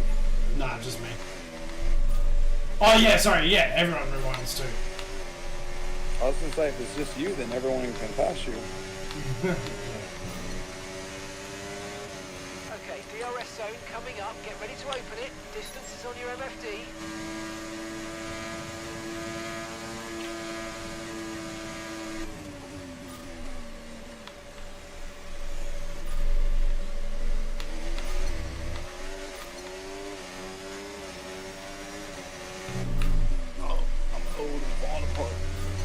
There we go. One zone was green. So I smashed it. I'm pretty much just going to make sure I hit purple in that zone now. Doesn't really matter how I score anywhere else now. Oh no, it does. I forgot it actually does.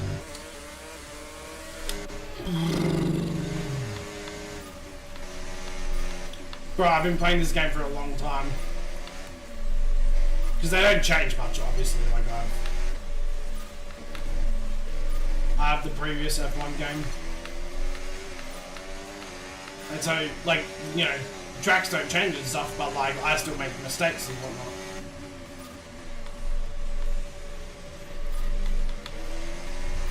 I thought we'd be getting more people becoming talking about the decks, but I guess not.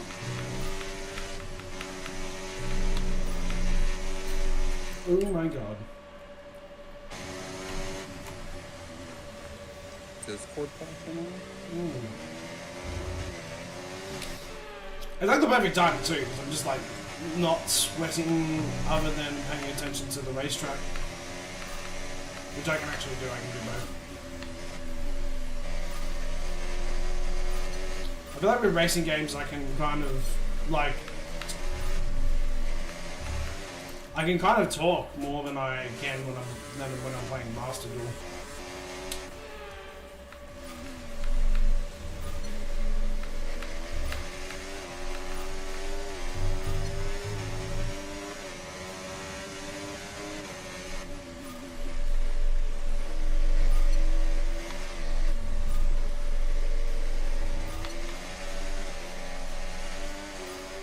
Bro, we might have to adjust the timing.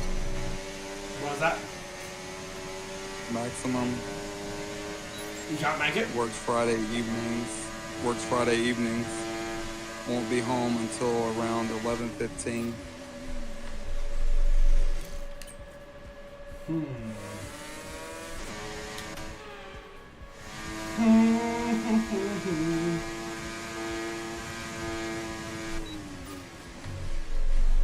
Trying to run a tournament worldwide.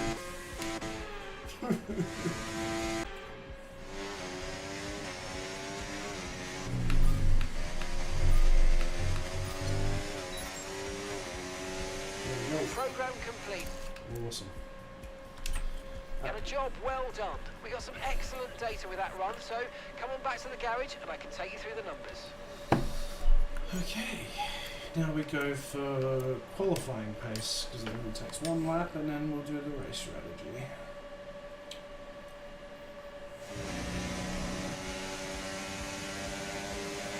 Okay, don't worry about tyres, just give it everything. In this test, we just want to make sure we can lap close to our rival's pace.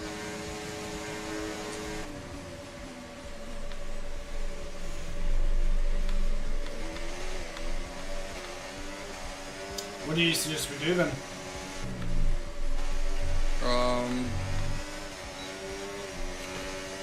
We can adjust the time and when it happens.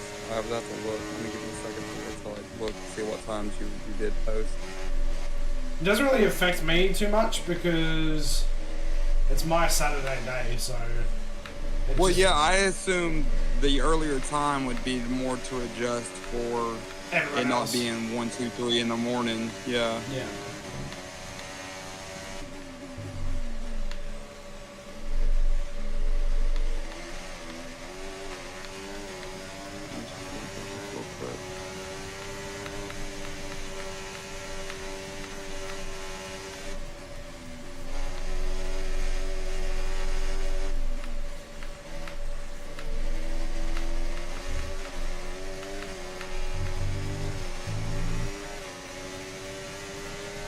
So the brackets may have to be placed in the effect of the timeline. So people who can stay up later need to be playing against people who can stay up later, and then people who need to be earlier or can be earlier.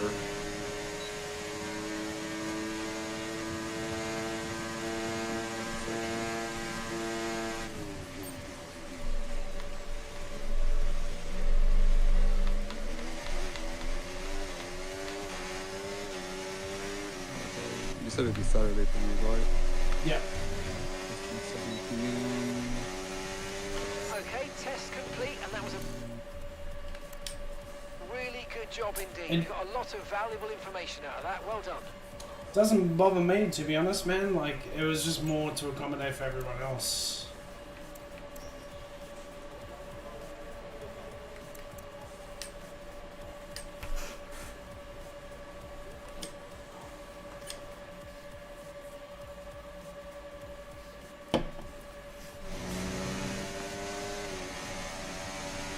Okay, give us some good, consistent laps, please. We're looking for good data that we can work into a race strategy.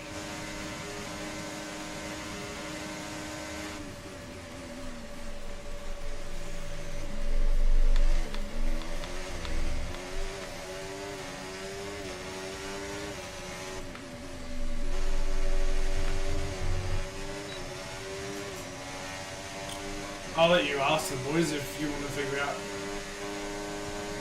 Yeah, that's what I'm getting started now. I'm replying to him and letting him know we can set him to a later time, so he'll pretty much be playing last. And It just means we're going to run the final. We're going to have to probably run the second stage on the Sunday. If people can't make the later times, do you know what I mean? yeah, Or we can give it a day's break and skip it to the Monday. So I can, depends. That will always be an option too, which will be your Sunday. So if people can't make the Saturday, but they can make the Sunday, your Sunday. but yeah, just letting us know that though helps, because now we can like adjust the time as we need to. 100%. I don't want to shortcut anyone either. Like I don't want to.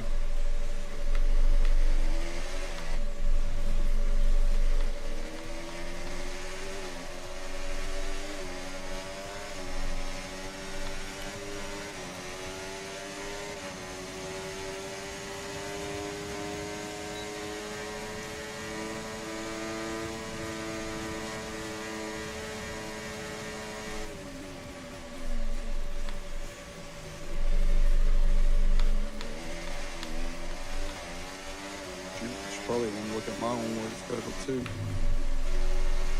True that. What day was it on? It's Friday, but like Your what day? Friday night. This coming Friday? Yeah.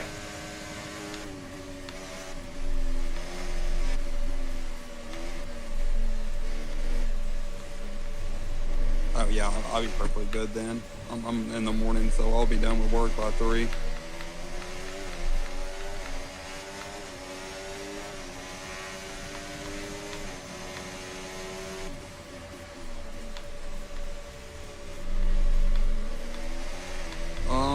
No, not yet.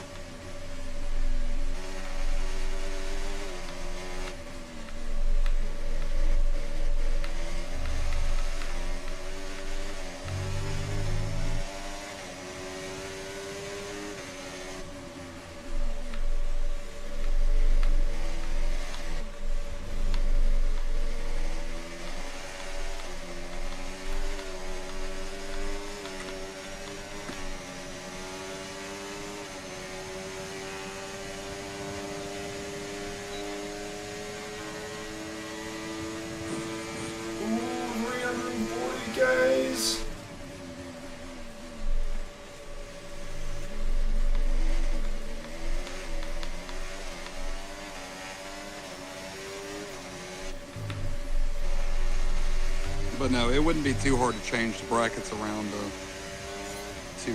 fit time schedules.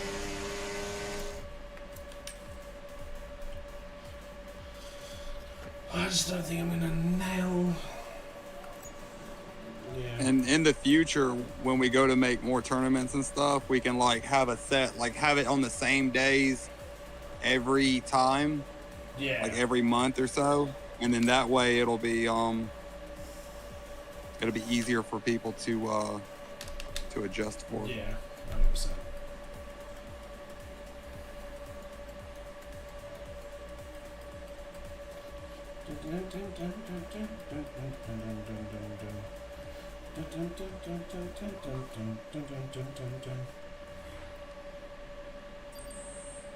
Aha. And if today's practice is anything to go by, we're in for an exceptional weekend of... We're in an exceptional weekend of Formula One.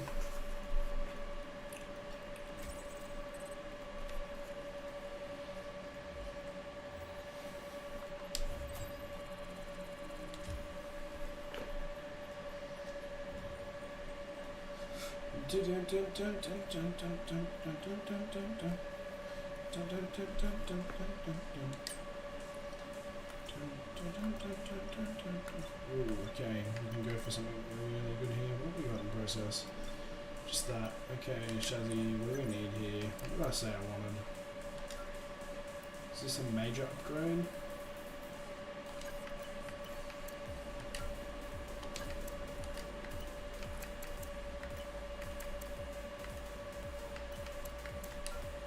It's also a major. What else do we have that I could utilize here? Major. I think we need to go for more or something like this.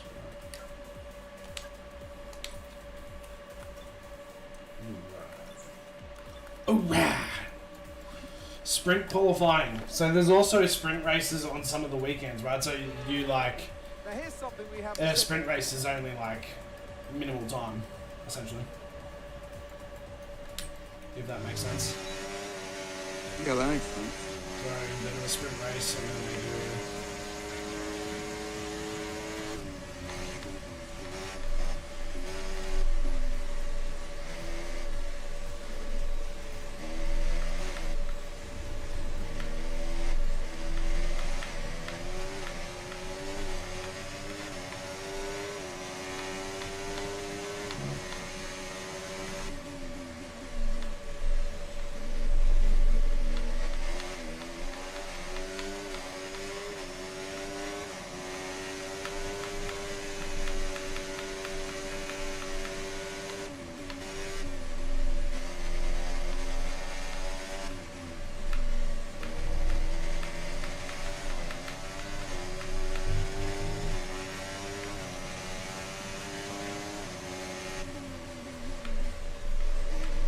We're flying to, how do you say his name?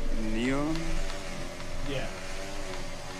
He posted his deck list up in the chat, and I told him he probably wanted to like PM one of us to not give away his strategies or what deck he's playing with. That's a fair Slash statement to also make. need to see the side deck.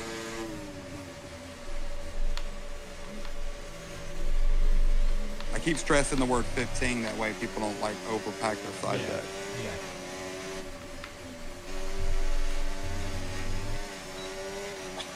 But yeah, him, if he's fighting against Maximum now Maximum knows exactly what he's playing against. Yeah, it's true. It is true. Oh, we're gonna make them, but we're gonna make them stick to their main deck all the way through, aren't we? Yeah, that's So the idea. That's the the disadvantage is you don't want to then construct a deck just to beat out a deck just to get then beat by a different deck when you go up against it inevitably. That's right. So him posting in the chat, this is the only deck I got, is not gonna like be good on him because not everybody knows exactly what they need to put against it. Yeah, I think He said to me, I think he said like he's relatively new, but I mean, I'm gonna allow like, you know, people who are new to compete if they want to. I mean, it should be taken as like a learning exercise for them more so than anything. Yeah, no, I agree with you, and it's not in a bad deck. It's pretty well put together. I think he's got a good chance of giving someone a run for their money. I just don't think he should also let them know how good of a chance he's got to giving them a run in the money. Yeah, 100%.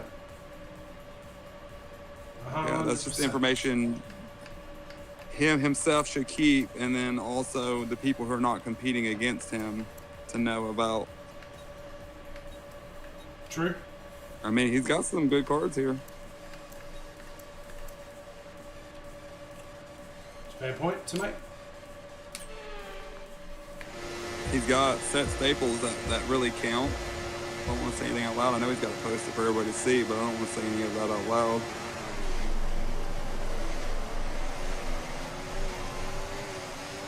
Maybe they'll see my message.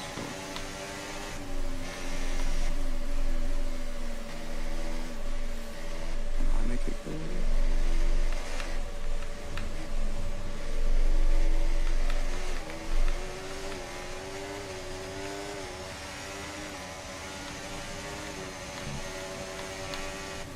Question is, if I delete a message, does it like Nah. just make it so I can't see it? No. It deletes it for everyone. Okay. Well, I deleted it, so maybe no one paid attention.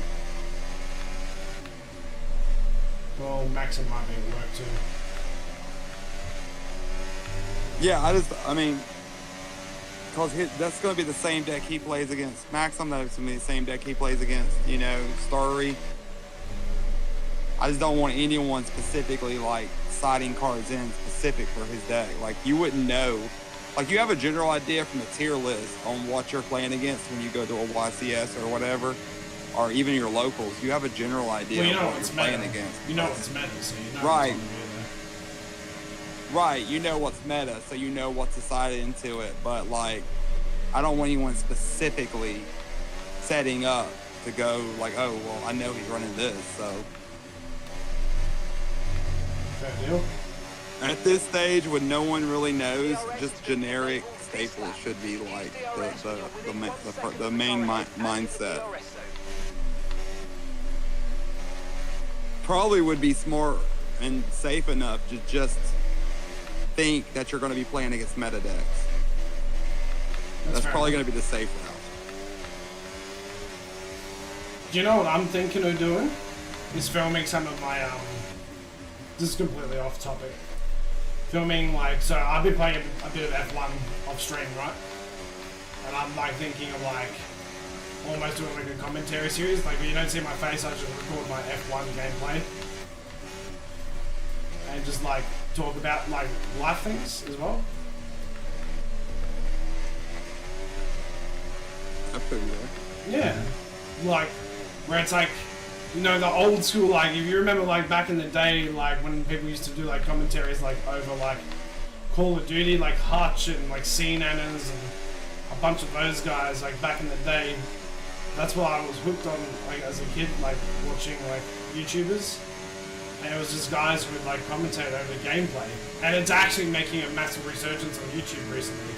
A lot of people have been, like, building channels off it, like, where that's all they do. They just kind of talk about, like, whatever the topic of the day is for them, and then they just kind of put their thoughts out on YouTube and then just see how it goes. And I thought, like, just something else I can add to what I'm doing, because, That was the fastest lap of the race. yeah, Keep this up. because why not? You know what I mean? I already play Yeah, a no, bunch of I feel games you. off stream that I enjoy. How old are you again? I'm 28, Okay. so I'm not, like, super duper young. Well, I mean, I didn't I'm know probably that. considered young by most people. My back doesn't feel it. My back, I didn't have YouTube as a kid. That's why I was wondering. I was like, what the heck? You like, had not YouTube as like a kid? kid, like as a teenager, sorry to specify, like, as a teenager. I was like 12, I was 13. going to say, man, because I YouTube didn't had get, already been out for I a didn't long get a time, but YouTube. it didn't get big until about then, right? For people to start making I didn't get a YouTube until I was in my 20s. Well, YouTube had actually been around for a long time. People just hadn't utilized it or did not realize what they could utilize it for until like much later. Because I'm pretty sure YouTube came around 2007, believe it or not. But it didn't really blow up until too, so. Yeah. Well, I didn't exactly have the. You know, I didn't come from Blitz and Weapon myself. Like, we weren't. I wouldn't say we were poor, but we weren't like. We were middle class, probably like on the lower echelon of middle class. Though, you know, we lived on a single wage essentially. My mum, you know, his wage carried like 5 people through high schooling. I went to a private school too, just because. I will even admit this. I wouldn't have survived like a heavy public school system. I was, you know, from things that I'd struggled with as a human being. So, no, I don't want to get into the semantics of what, but I had, you know, some anxieties and stuff. And no, I went to a private school, so mum had to work her ass off initially to send me there because, you know, private school, even back then, like when I was going through high school, private school was like 2-3 grand a year, which is a lot when you consider that we're living off one wage and there's 5 people. You know what I mean? So, I mean, don't get me wrong. There's things like government benefits for family tax and whatever else, but like, you're not going to utilize all of that. You know, so mum worked hard to put me through education. I didn't get a computer until I was able to buy one myself. Same. I didn't get my first mobile phone even like 2012, I think it was still like a really. I still have it. It's like this brick Motorola, like a brick. Oh, I remember those. I used to have one that had Snake on it. Yeah. We were sitting there playing Snake. Yep. And like I pressed the buttons 3 times just to get a letter. And like I bought my very first iPhone, which was the iPhone 4S back then. So, but I paid for that with my own money. At the time, my stepdad helped me save money for it, like in terms of like he'd a certain amount of money of my pay that I was earning through working at that time. Like he would put away just so I could like have money for those things like that. But yeah, like I got a smartphone like 3 years after everyone else had already had them. Like I was still using a brick phone where all you could do was text when I was like 14 while everyone else already sort of had been getting like the, I don't know if it was popular for you guys, but like the Nokia E63s and like the Blackberries. Oh, I remember the Blackberry. Yeah, so like the teenagers that I were friends with and grew up with, like they all had that, whereas I just had this little shitty ass phone. So like, don't get me wrong, back then I'm kind of glad that it went that way because I've got a greater appreciation for, I would say maybe like some family values or that's kind of got lost in today's world. Just because of the way we look at things now and how we just give kids an iPad just to keep them busy and shut them up. It's like I don't think I'd ever actually do that as a parent. I think I'm gonna keep my kids far away as much as I indulge in technology, but to kind of like not sort of not restrict them from, you know, having it in a punishing way, but in a way where they learn to appreciate what they have and that those things are just what they are. They are things and they don't need them to survive the way that today's generation is, you know? So, you know I got 5 kids, right? Yeah, you told me that. So the rule is you come in from school, what you gotta do is you gotta get a grocery sack, and I need you to fill that grocery sack in the yard with trash. That's like, you know, because we live on the back road, people throw trash out, gets in the yard. Really? They gotta fill the grocery bag with trash. That's what they're doing. When they first get off the bus, that's what they're doing. They're grabbing their bags, if they're going outside, they're picking up trash, they're picking up tree limbs, or whatever. When they're done with that, it's homework, and then when they're done with homework, then they can get on their electronic stuff and things of that nature. If they don't have to like clean room or anything like that. Sure. Put clothes away. Okay. That's like the general way my household runs. You don't mind me asking, so like roughly how old are you? I am 35. So what would you do? Like how would you raise like as a father, like, how would you raise like a newborn with all this electronic device crap that we have now? Like, because I'm assuming your kids aren't all newborns, right? Like, you'd have kids very ages. I've got. You don't have to specify. I got a 15-year-old all the way down to a 6-year-old. Okay. Right. Okay. I was gonna say, because technology would make it even with their education, I'd have to think, right? Like, you know, electronics would be heavily involved these days. In school Yeah, we have systems. laptops, tablets. We have the stuff. Cell phones. They're just like restricted on how much use they get of them and what they're using them for. And we have access to all of it. Like I can go into my kid's phone at any point and dig through anything I want.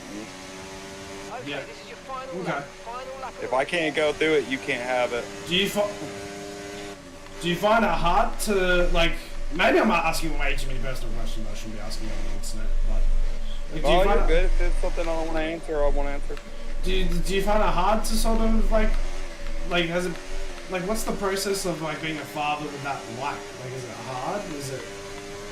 These are questions I ask because my partner and I, we want kids, but we're just not sort of in that.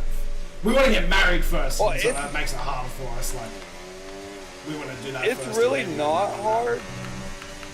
And then, like, I've got, like, my family system. I got me, I've got my wife, and then I've got my ex-wife, and she's got her husband. So we're all, like, together. It's all, like, on the same page. Okay, that's good. So, I mean, it's not, like, just me against the world. Is it? Do you find it easier too? Because maybe some of the the country sort of like cultural aspect of things makes like decisions like that or norms easier than say being like a big city life kid. Yeah, I think so. I feel like that's. I mean, we're like off in the boonies, so I don't have to. It's pretty quiet out here. If they're going to their friends, then I have to know their friends. You know what I mean? They don't just get to go. They can't just walk outside and go to somebody No, I was else's gonna house. say America, man, like has not had a good track record of people going missing. That's for sure. I mean, neither does Australia, but obviously the sheer scale of the population is a bit different. Although apparently the scale of Australia, I was watching the other day, is actually not. See, I would thought like, yeah, I knew Australia was big, but I didn't know that it was like, it's almost bigger than the landmass of America, which is kind of crazy to me. Actually, embarrassingly enough, I did not know that until recently. Yeah, dude, look it up. No, I think- I've looked it up recently because I was curious for where you lived and things. So, like, I looked up how big Australia was and like, Yeah, which I kind of had a general idea where it's located, but Yeah. You know there's Americans that believe that Australia doesn't exist, by the way, like they think we're a myth. You know that's actually a thing? no, see, that's crazy. Yeah, no, people legitimately That's crazy. think that we're a myth and that we don't exist and it's all propaganda. I'm not even kidding. I knew you existed, and I kind of generally know where you're at on the globe. I didn't know how big y'all were. Like, I didn't, when I found out how big the continent was, that kind of threw me off a little bit. I thought y'all were, Yeah, I didn't think you were like Japan small, but I didn't think y'all were that big. yeah, the problem we have here, and the reason why, like, unlike the States, like, obviously you've got the deserty side of things with, like, Nevada and parts of California, but unfortunately for Australia, like, I think something like 75% of the landmass is just desolate desert, for the most part, so a lot of the people don't want, one, there's not enough infrastructure, two, there's not enough, like, attractions, and three, there's not much out west, like, where I am, like, you either live on the east coast or the west coast or south coast or the north, like, that's where predominantly all the population is. There's only, like, in comparison to, like, Sydney, there's only a handful of people in the centre, you know what I mean? Like, I'm sure there's definitely a lot of people, but it's not, it's like, when you think that the population rate of Australia is probably, like, something 30, I mean, it's probably bordering 30 mil these days, and 10 mil of it, or if not more than 10 mil of it, say maybe 12 mil of it, is Sydney and Melbourne. And then New South Wales has the most population by state, because even though, like, we have a lot of, like, rural country, you know, like, bushland and, like, desert areas here, a lot of people live a lot more along the coastline, like all the way up. And that's true for the other states too, but we just have more people here. Because New South Wales has a lot of farmland, so, like, yeah, and there's just more infrastructure here. Like, we've probably got the most out of the state, even though we're not the biggest state. Like, you want to tell you what I would do if I lived in Australia? Is I would tell people no matter which window I look out of my house, I have beachfront property. So that's a lie, because I could show you what my... Do you want to see what the front of my place looks like? But it's not, though, because if you come outside of your window where you're at and you walk enough space to do it, eventually you're going to hit ocean. Well, check this. That's mine. Oh, I don't even know if you can see because of the... Oh, you can't because of the overexposure.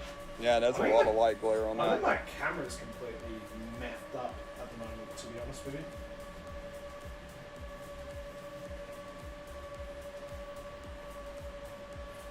I don't know if it's still too bright. It is. I'll send you a photo on Discord. That's fair. You got like some sun out there.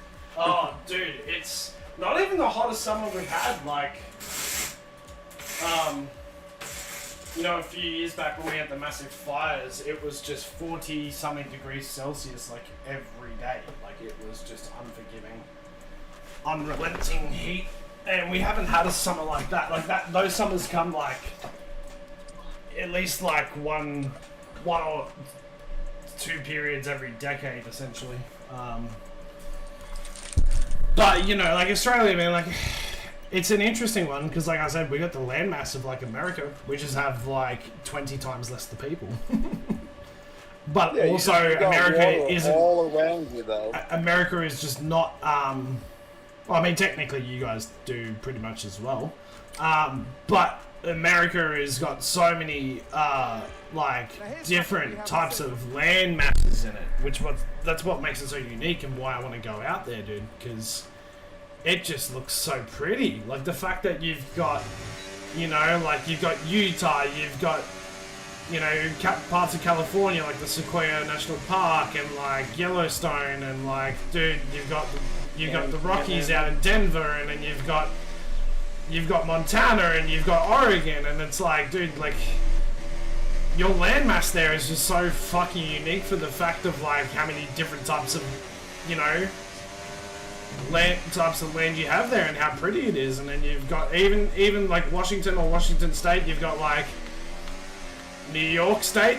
Like I didn't realize how pretty it was outside of New York City itself. It's amazing to me what you guys have there. New York itself is not pretty, but outside of it, it's beautiful. I've been to Oregon. I've seen the mountains in Oregon. They're amazing. Oh, I went yeah. to Texas. Oh yeah. Texas has a lot of huge rivers that flow right through them. Really pretty to look at. Really amazing to look at. Yeah, 100%, dude. Like, and it's just amazing to me how beautiful your landmass is over there. It's just a shame that your politics is what pretty much drive people to say, nah, I don't want to go there. Yeah, that's pretty good. I give you that one. That's fair. That's fair. Like, that's not me saying that. I'm just saying I know people that won't go literally because of how, you know, how it seems that the division and the gun violence. And look, I'm not going to sit here and be like, man, one thing I don't like that the outside world does, because Australians do it all the time. They're like, oh, Americans shouldn't have guns, and I'm like. It's easy enough to say that when Australia is typically very government obedient, but if you look at how the government was established in America, and it was basically in a war to stand up against oppressive types of government, I can understand why they have such a maverick type sort of like cultural complex that is that way, and our cultural complex is very different. It just for a straight up fact, it's different here, man. Like we are just, yeah, like, and so I kind of don't like it when people just go, ooh, it should be like this. It's like, it's all well and good. That doesn't mean that it can't improve. I'm not saying they shouldn't ever try to improve their situations over in America in terms of like gun violence and whatnot. But what I'm saying is you can't judge because of how your culture is why another culture should be the same. That doesn't make sense to me at all. Is our gun violence that bad? Pardon? I was asking the wife, is our gun violence that bad? Compared to like the whole rest of the world, yeah. Yeah, I think part of it is polarizing. It's polarizing. I think because it's in like that type of violence is typically seen a lot more in like less fortunate countries. I'm not saying it doesn't happen here, dude. We have gun violence here too, to a very minimal extent. The difference is that a lot of it. I think it's also in the way of which it happens over there, like schools being involved, where typically here it's just drug lords get killed by other drug lords. That's basically it. Or a cop gets shot in the exchange of trying to take down a drug lord. That's pretty much the extent of it over here. It doesn't really normally go past that.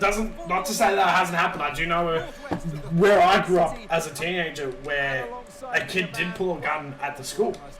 But like, you know, that's not something that I've had to personally go through or deal with. Yeah, I feel like now I'm sure there's some exceptions, and I know for a fact there's some exceptions to this rule. But like, I feel like majority of the gun violence that happens in school is like some kid gets his dad's gun, and because he's being bullied or whatever, takes it to school and takes care of the problem. That's a lot of that. Yeah. Like, you don't hear like, there is some exceptions. Now, I will give you that there is. Yeah, like the whole Columbine and all that. Yeah. Yeah, where some adult grabbed a gun, went to a school, and did some stupid shit. Now, there is some that has happened that way. But majority of the time, it's been some kid that's been bullied and has gotten to the point where he's done. It is interesting. Like, I have my views. I'm not for I'm not against guns. I look at it like as if could like things be in place to minimize violence. But sure, I think you can say that for just about anything that causes issues, that there's always room for improvement.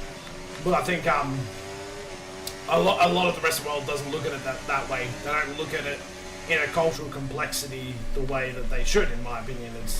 Yeah, well, I mean, it doesn't help that the way our news works is really the problem. You know, I think I agree with the sentiment in that who was I listening to? I think I was listening to Asmongold yesterday. He's a big streamer in the US. I really like some of his takes. I follow him. Which is, I agree with this sentiment, which is like the news and everyone else shouldn't be trying to work so hard against, you know, Donald Trump, no matter what you want to think about him. But the same way they shouldn't have against Biden either.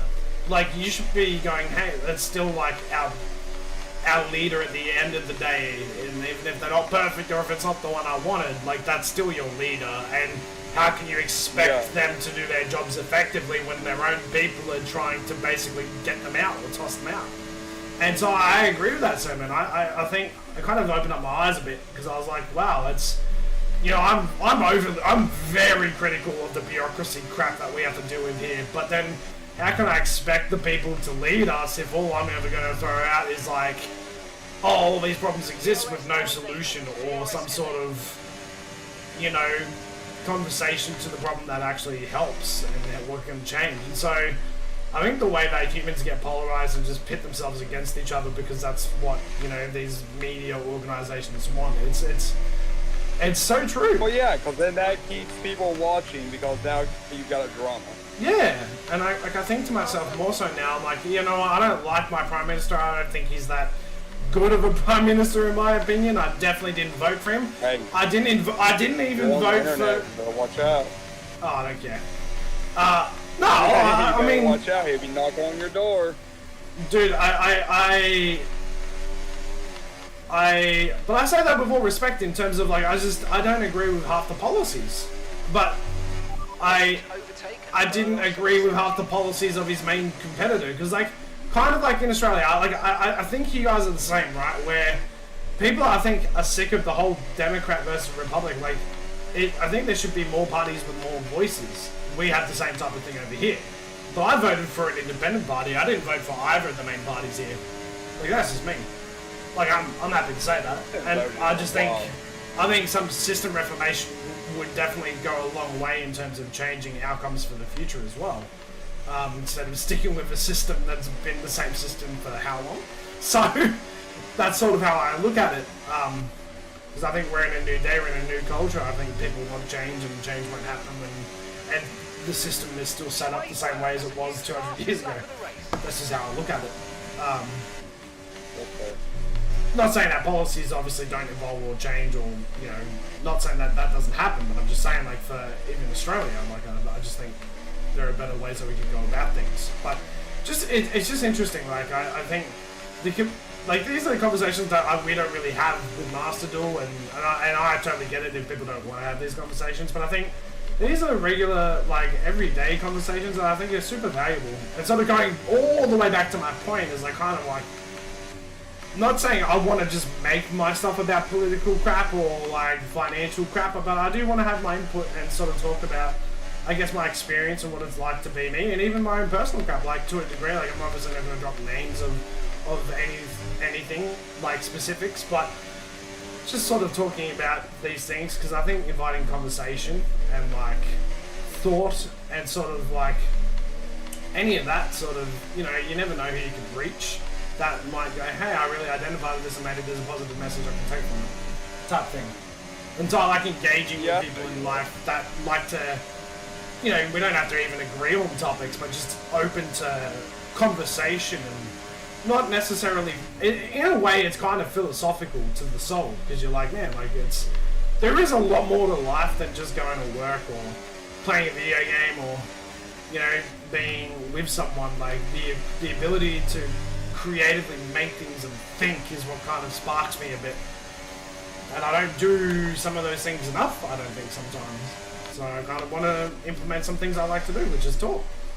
Outside of just, like, streaming, or, like, purposely doing Yu-Gi-Oh! Or F1, or just, yeah, sort of, like, regurgitating thoughts in my brain, which I don't do a whole lot of. All my content isn't necessarily focused on outside of the games or whatever we're doing specifically.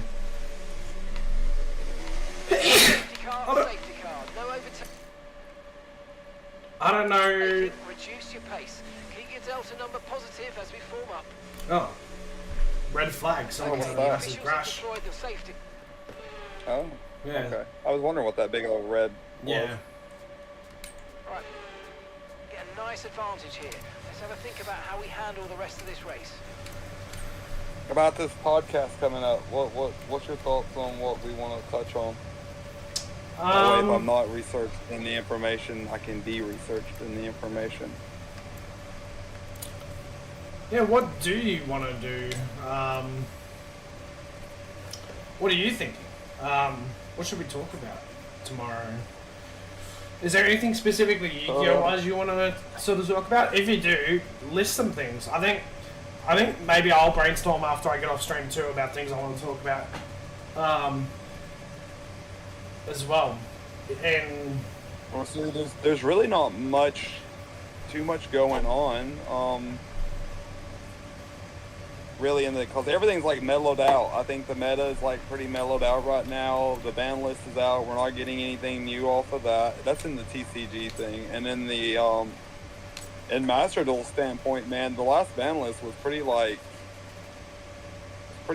man. It was only like 2 things coming to 3, and that's really all they did, because everything's too new to really hit. We can hit on some of this Blue Eyes support that's supposed to be coming, and how it's infected towards TCG. You know, it's a tier 3 deck. True. So, I mean, I'm pretty sure it's not going to have a huge impact because we don't have the Promite cards, but I'm pretty sure we'll see it on the chain ladder a good bit. Yeah, I mean... The new Blue Eye support also helps Dark Magician, so... Hello, my love. Yeah, I mean, we can talk about that. Is there anything maybe other than... Do we want to just focus on Yu-Gi-Oh! Specifically, maybe? Was there again? Well, I'm just thinking, like, if we're gonna like talk about things, do we want to just keep this like just a Yu-Gi-Oh specific one, or do we also want to talk about other things, maybe general too? Or do we just keep this one in perspective of just Yu-Gi-Oh, and then we can do something a little bit more creative another time? Leave it open for the audience and kind of let the audience dictate some of that. Almost like we're doing a lot of this other talk right now. Yeah, I know. The audience is not here to listen or witness. Damn you. But yeah, we're doing a lot of the other talk right now. I mean, like, Master Duels is pretty set up though, and so is TCG. Like, everything seems to be balanced out on that. So I don't know if there's like a lot we could even talk about when it comes to that, because there's not a lot of changes coming. There's a pack coming out, but like no one knows what's in it yet. So there's nothing to touch on there. I haven't seen any leak information. I don't know if you have or not, but I haven't seen any. And you know, I'm actively looking for that stuff.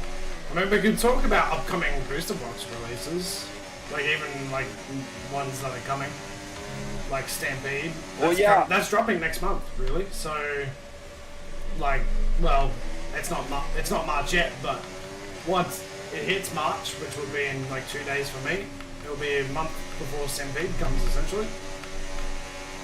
Yeah. So we could talk about something like that. We could do, or talk about this tournament that's coming up. Yeah, we could even like talk about YCS if there's already results put out before we go live. Yeah, that would be nice. Yeah, that would be nice. I can tell you, like, because I kept up with the one in Florida and the one here in Birmingham. So I know some information about that. Is that Birmingham, that. Alabama? It is Birmingham, Alabama. An hour away from me. That's cool. Yeah, I had some buddies that was going to participate, but something came up just last minute and they wasn't able to. That's fair enough.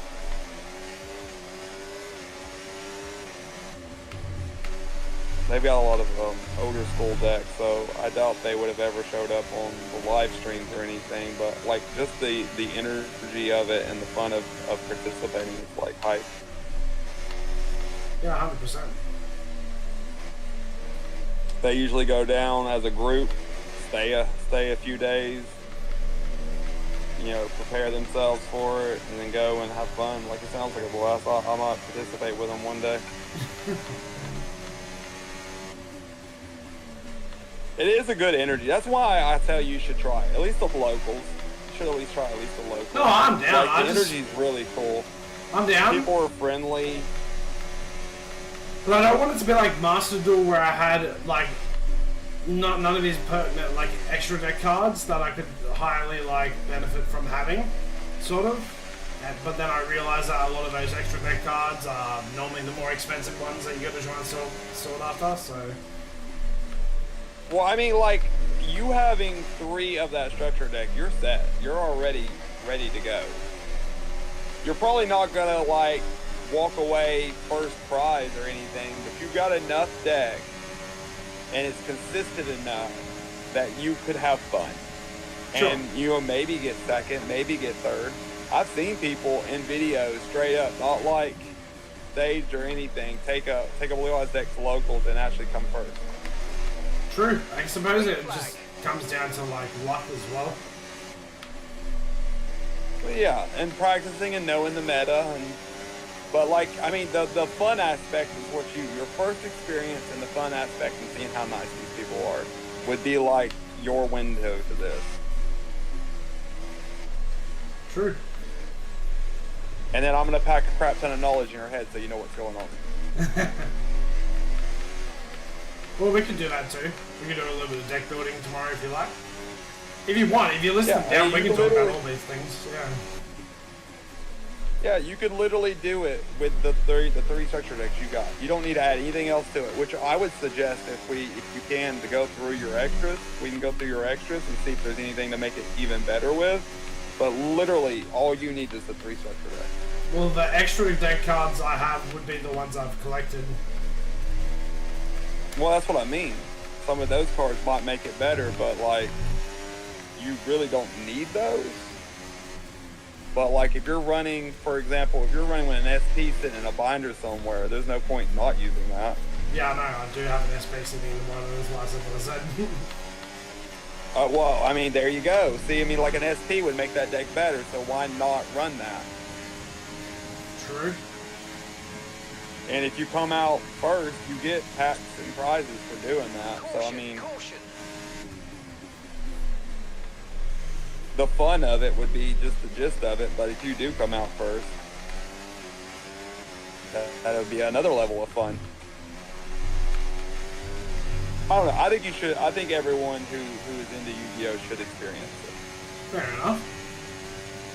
It's a good energy. It's a good vibe. If you got a good place you're going to, like, you really get, these people really become helpful and really, like the locals I used to go to, I had a kid that was playing one time. He literally went out and bought a structure deck. It was his very first time playing. He was playing me. And this kid plays me with, I think it was Elemental Heroes. An Elemental Hero structure deck with Pot of Greed in it. Pot of Greed had long been banned. Wow. And the judge is like, do you want him to take that out? And I was like, no, just let him have it. Like, literally his very first time playing. And I was like, yeah, let him have it. And I helped him through the whole game. Like, I literally, like, helped every card he played. I helped him how to do it and everything. That's cool. And the next guy did the same thing. He didn't win the tournament, but, like, he was better at playing at the end of it. And I think one of the kids pulled him to the side and actually upgraded his deck at some point, like, after me. That's fair enough. I didn't have any E-Hero support for him, so there was nothing I could have done. But I think one of the guys, like, gave him some good E-Hero fusions and a couple more polymerizations. And I mean, we made that kid's day. He didn't win it, but I guarantee you he went home with a smile on his face. I like that. That's cool. Okay, so we're leading our teammate by I think everyone who's into Yu-Gi-Oh should experience that.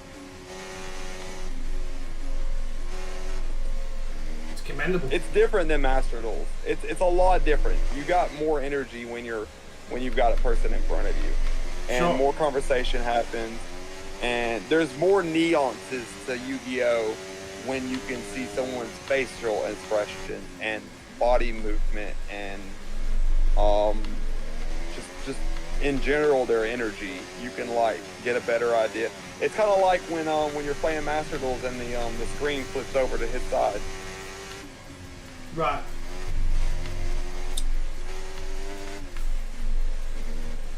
Yeah, it's a different level of exciting. That's cool.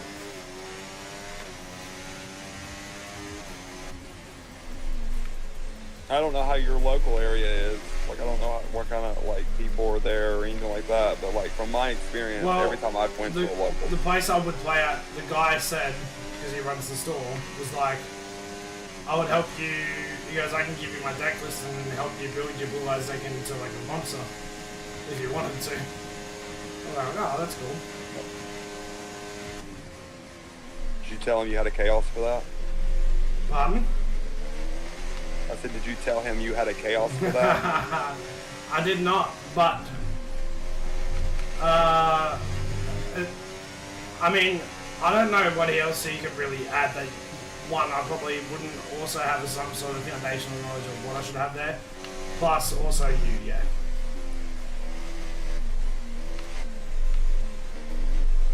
I kind of would like to get my hands on a Chaos Angel, but they're bloody expensive from what I've learned.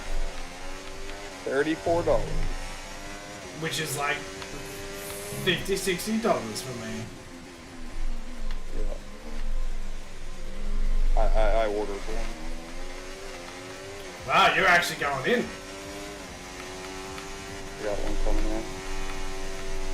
So you got one on order. That's exciting. Yep. So you're going to be taking the TCG seriously again? Is that what you're saying? I don't know. I haven't like really like put my thought behind that. I just know what I want. Like, I want to play, and I want my deck to be good. You know how I am. I want my stuff to be good. True. This is a fair statement you're making. You what? I said these are fair statements you're making. Yeah. Well, I mean, you've known me for a little while now. You know how I am. I don't half-ass nothing I enjoy. Fair point to make. And I like Blue Eyes. I like that Blue Eyes is a viable deck again. Like, that kind of makes me excited. Come on, you can win that place back. This structure deck is freaking amazing with all the staples it gives you. Like, we've never had that in Yu-Gi-Oh before. True. That's never been a thing to have that many cards come out of it that's been, like, viable. And, hell, I had a buddy was telling me the other day, he's like, if you get three copies of this deck and basically 3 copies of Fire King structure deck and put them all together, basically just take the staples out of this deck and then take the engines out of the Fire King deck and put them together, you literally got a tier 2 deck. Now, I'm sure there's some little nuances in between that you've got to get your hands on to make it, like, really viable without you not knowing what you're doing with it. True. But that's pretty amazing. Like, this structure deck can be like a gateway to a lot of things because it's got so many hand traps and stuff that you just need to play the game. That's a fair point to make.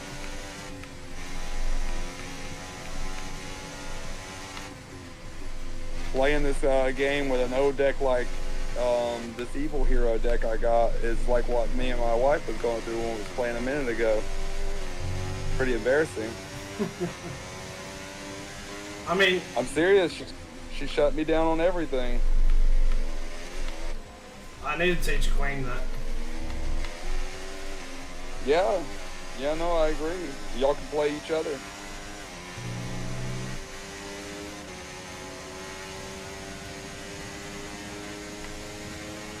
She into games and stuff too. Yes.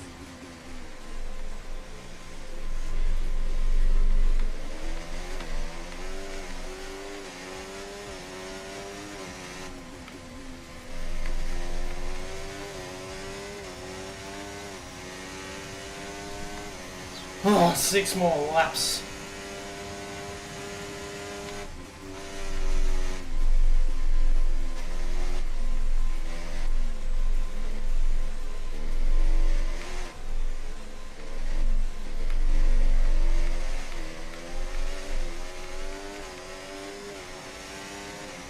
Verstappen just won't go away. Max Verstappen. You ever heard that meme? Again? It goes dun. Max Verstappen. Dun. That's never once popped up for you on Instagram or anything? It has not. It was very Max Verstappen, who's an F1 driver, obviously.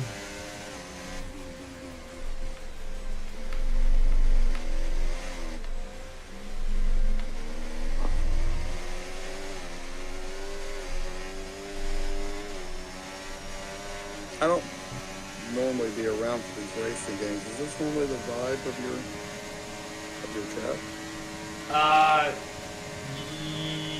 Well, I mean, I only really started doing it this week, but yes. I think more people are more likely to just watch me play a racing game. Like, this is what we've got a few people watching than talk. But that's okay. Like, I'm not mad. I'm not upset or mad or angry or anything different just because. So, you know, I don't want people to feel forced as if they have to talk or anything. So, 23.1 seconds. but yes, I'm just used to the Yu-Gi-Oh aspect of your streams. Like, usually your chat media. yeah. Well, that's why. Don't get me wrong. This is what I was saying to the guys the other day. I'm like, I love playing it, but I need to make myself a happy medium, because otherwise, it'll get to a point where I'm not going to be happy playing it, and I don't want that because I do enjoy it, but I'm going to drive myself nuts if all I do is play Master Duel every day. Like, I'm going to get over it. So I need to have some sort of breaks in between. Because for me, unfortunately, I normally play a game until the nth degree, and to the point where it's no longer fun, because I want to just get really good at it, and I just don't want to do that with Master Duel. Like, I do want to get really good at it, but I've learned that, to be honest, at this point, I will not get insanely good at it, in terms of, like, if all I do is play it, because I'll just crash out, I'll get annoyed, I won't want to play it, and then I definitely won't get good at the game. So I'm just like, does that make sense? It does. I have to keep it fresh for myself. I don't know if that makes sense, but that's just who I am. That's how I am with every game.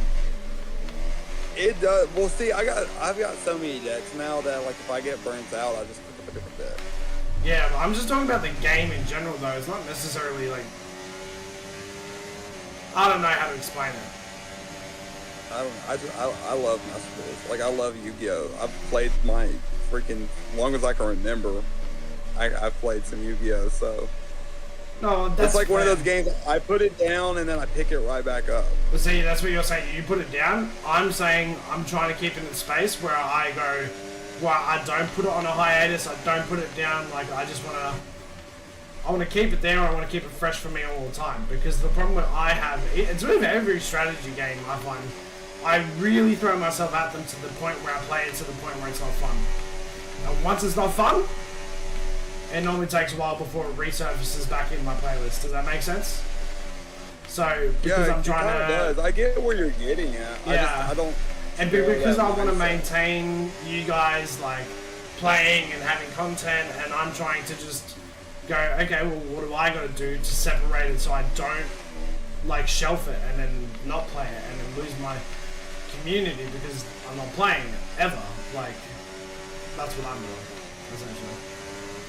It'd be one thing if I was just playing it all the time off stream, but it's another thing if that's all I do on stream. It's a big difference. Yeah, I feel you.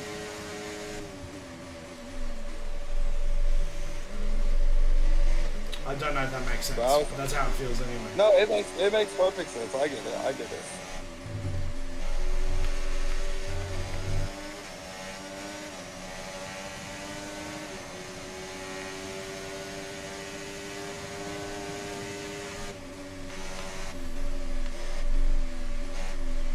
I mean, it's good if I don't see no one around you. I don't know if that's like...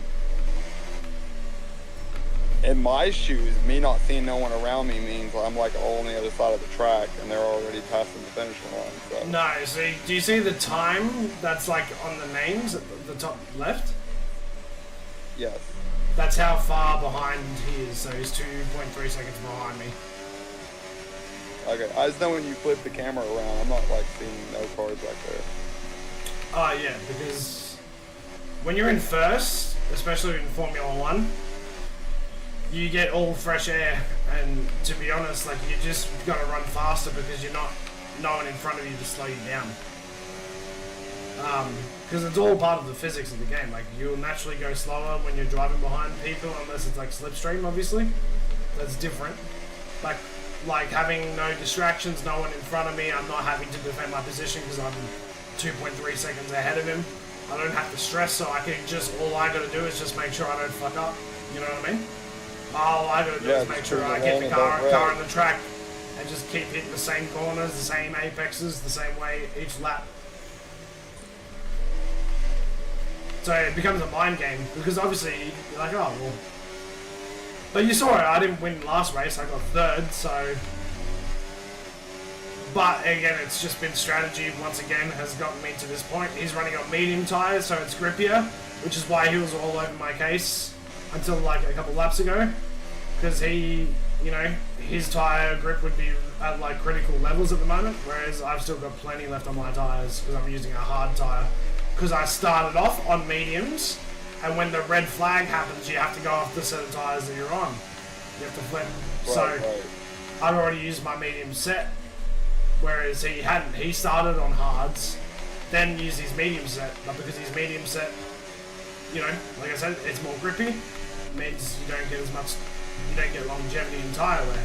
So yeah, for the first like 5 laps, I had to like stop him from trying to overtake him.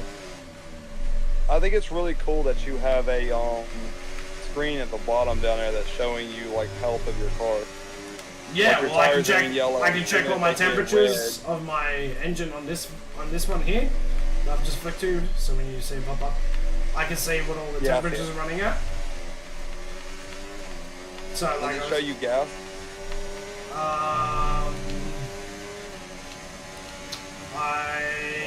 Yes, there, fuel mix. I always run like an extra lap of fuel, just in case. But it says I've got an extra lap of fuel essentially, so I'm not overusing fuel, which is good. So I won't have to go into reserve, or yeah, I should be fine. Pretty cool. And you can even change the mix, so when it gets to a point where it's like, if I'm using too much, I can then basically make my car run leaner. So yes, my performance will go down, but if it's at critical levels, you can make your car run leaner to make sure you get over the finish line. Like, it's all factored in, like it's all legit, but I always just run way more fuel than what I need to make sure I never really have to stop putting my foot on the gas. And I always try to make sure that I've got the best grip that I have to the back end of the race, because I know I can always work it back instead of giving myself the advantage at the front of the race. So I want the longevity of grip. I'm going to run, you know, a hard set for the end, and not run mediums at the start. So what I mean by that is a lot of those guys started off on the hards, which means they didn't have the best grip at the start, but it means that their grip would have stayed on better than mine, so I would have had to pit earlier than them. But I was running medium tyres, which means I was running to try and basically fight for a better position at the start.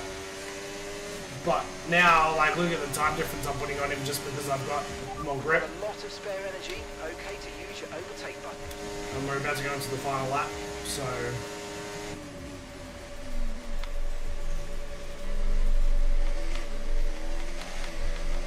but the percentages is the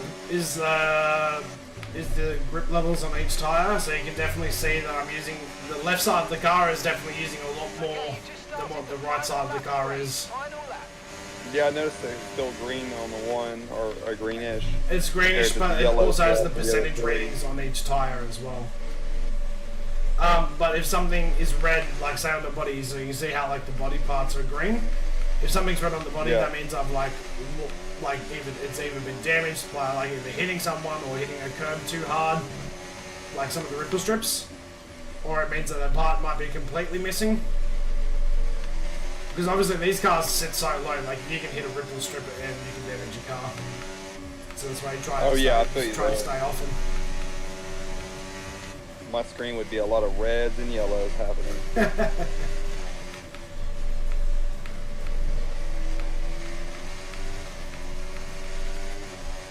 It'd look like a weather report.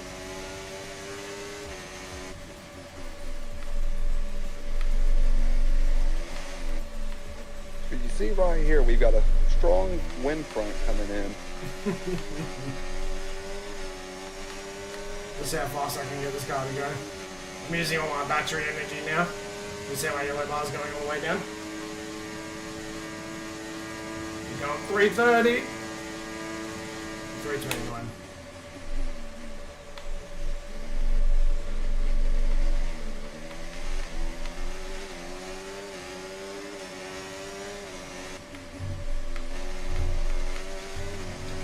Drive along the pit lane, wall. Yes, yes, yes, guys, yes! Come on, boys! Come on, boys! Boom.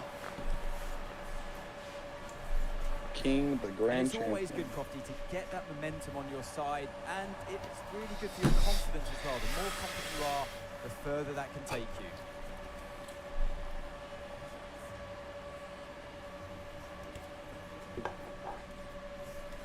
Well, I'm thoroughly exhausted after the excitement of that race, but I'm I like my livery, it's good. Compared to our drivers here, they've worked Purple, hard to make the it purple up there, blue. and it's great to see them Aqua make blue. their way onto the podium now.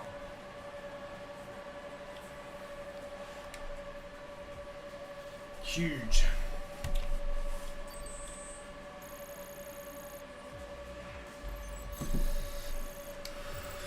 Well, what an end to another fantastic weekend of racing. Thanks to everyone who joined us, and we'll see you for the next one.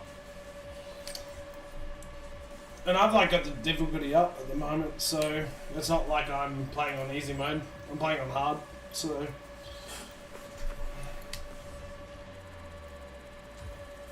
I might even up it a little bit more now. So the goal is like if I'm winning consistently, I want to up it like each weekend. So I won't up it if I don't win. I don't up it, but if I win, I up it. So I'm going to up the difficulty now to like 70, from 70 to like 74, 75 maybe. So let's go here. Put it at like 74 or 75 even. I think if I go past, what is it, past 79, it's expert. My brother, my younger brother, can play all the way at 89, I think. Or, yeah, 90. On controller, which is insane. He's so good at the game. He's better than me.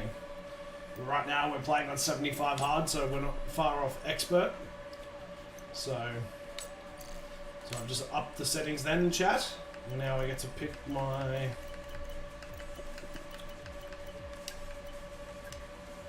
Well, I'll tell you how I used to beat my little brothers. Okay. Is if it looks like they're about to win, you slap the controller out of their hand. Cheatsy doodles. That's what that sounds like. That's what that sounds like to me, laddie. Just smack it right out of their hands, and you get a win.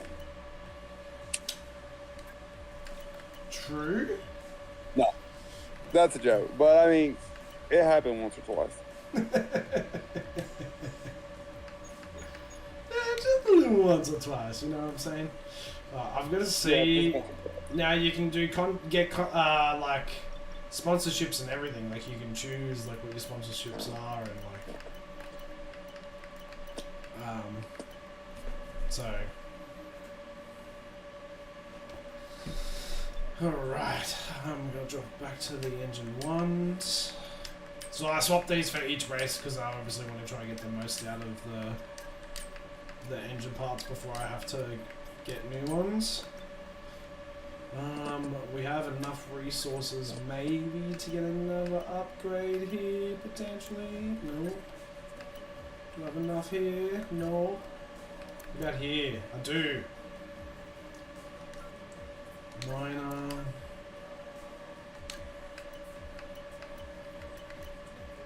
Fuck it, we'll just get another, we'll get the pistons done.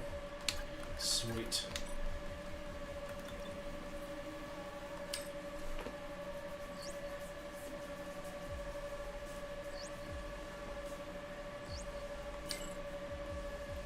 Right, how are we sitting for resources? Not enough to do anything else. I know a game I'm looking forward to. They advertised the latest game rewards, The Witcher 4. You know, I might even like at some point try what do you call, what's it called? Either Black Myth Wukong or what's the other one? Elden Ring. Maybe I love Elden Ring. Yeah. Yeah, I'm a big fan of Elden Ring. I've beat the hard, crap isn't it? out of it. It was at first. Now that I've beaten it so many times and kind of gotten the vibe of how the enemies move and stuff, it's really not. Thanks for stepping in and helping. Right. Okay. What systems do you have? What do you mean? What systems? Do you just have PC? Or do you have like systems? I do have a PS5, but that is predominantly my partner's gaming console at this point because she wants a PC. But while we're saving up for a wedding, I just don't see that happening, unfortunately for her. So yeah, It's so it's a multiplayer ability, but you can only multiplayer with like same systems. Right. Interesting. And I have like every weapon, item, and thing in the game. Armor, I have it all. True. I was gonna say if you were on PS5, I can give you like everything and then also walk you through it. What's it called? Say again? Wait, are we talking about Elden Ring? Yeah, Elden Ring. I'd probably be more likely to play it on my PC. Is it? But it'd probably be really resource heavy. Okay, we've had the new parts go through the fabrication process. I am not 100%. I've never looked into it. I would assume so, though. I'm sure to some standards you can cut that down. Oh yeah, well, I have to play this game at the lowest form to be able to stream it, like in terms of quality. Like, and it's just a racing game. It's not even like. It's kind of. I'm sure, like if you look at it on Steam, like I think it was Steam. It tells you if your computer can run it. Should be able to. Like it'll tell you before you even buy it or download it or anything. It'll tell you if your computer is compatible for it or not. It should do, right? Requirements. I believe it though. PC.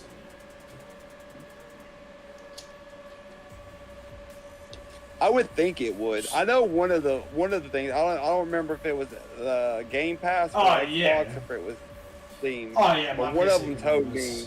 Yeah, my PC could run that. Yeah. It could run it, but streaming on it though would be another question entirely. Because some games, man, they're just, like I said, that resource heavy. So resource, yeah. I could play it, but then streaming it is another entire issue in of itself. I'm a huge fan of Elden Ring. I played it I've beaten it so many times. I can almost speedrun it now. Really? I can tell you how to make a perfect start on your characters. Well, go ahead and be at level 30 within a minute. If I was gonna do it right, I would probably use Asmongold's build, the double axe handle jump attack build. It's broken as fuck. It just melts bosses like it's nothing. It's so funny, and apparently a lot of people are like hating. Like a lot of his fans love it, but a lot of people hate on it because it's like it's so busted. I'll see if I can find the video for you, but it's like this double axe like build jump attack thing just decimates bosses in like 5 hits. It's crazy.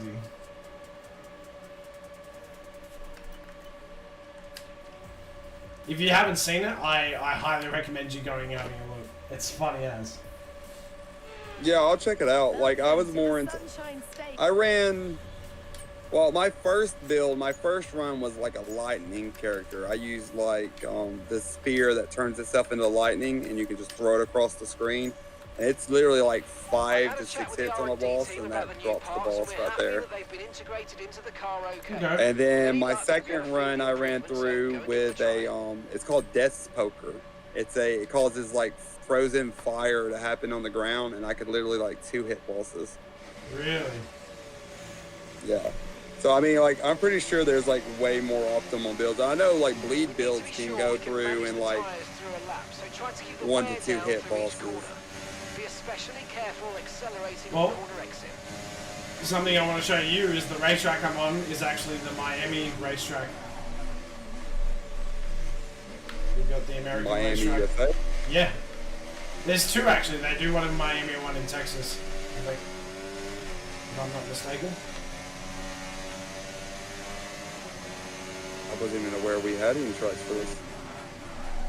Well, I think they're used for like Formula Ford or something, but F1 cars can utilize these tracks. You know, say I'm not surprised. I just wasn't aware of it.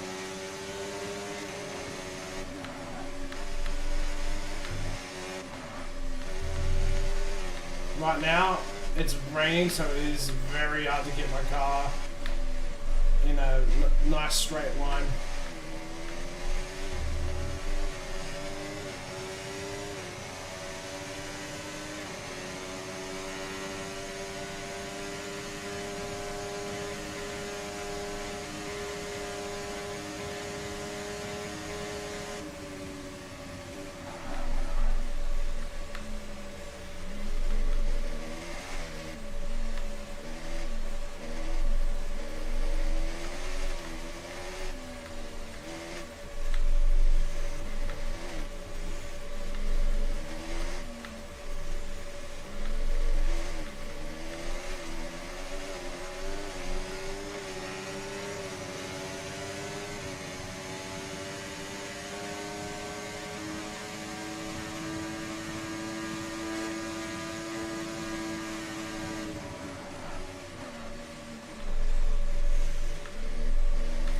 Well, I'm not going to meet the objectives of this test at all.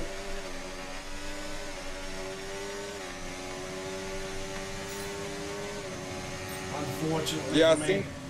I've seen that flat line to the bottom there. I'm just not understanding what they. I'm trying to achieve low tire wear, but it's like near impossible. This track is near impossible anyway, and it's so heavy on the tires. Okay, so they're testing your tires. Yeah, so we're That's what testing. they were looking for. We're trying That's to fine. optimize the tire wear of my vehicle, yeah. But it is so bad. Like, this track is. I hate doing this one on this track in particular, because it is just shocking for tire wear. It is not good. It doesn't matter whether it was wet or dry. It's just terrible. So, is what it is, you know. I'm not even going to try and optimize it because this is going to be near impossible. Now it's not even raining. Go figure.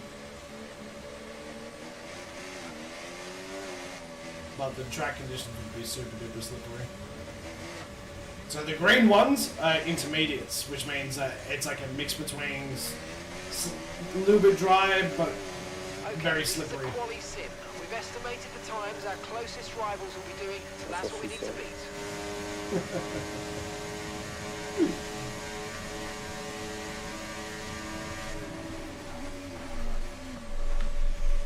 We sit in the cutting room talking like this too, man. I'm just not allowed to say things like that on the floor. I'm not allowed to talk like that on the floor, but anything in the cutting room and in the back receiving is just fine. You say whatever you want. That's fine.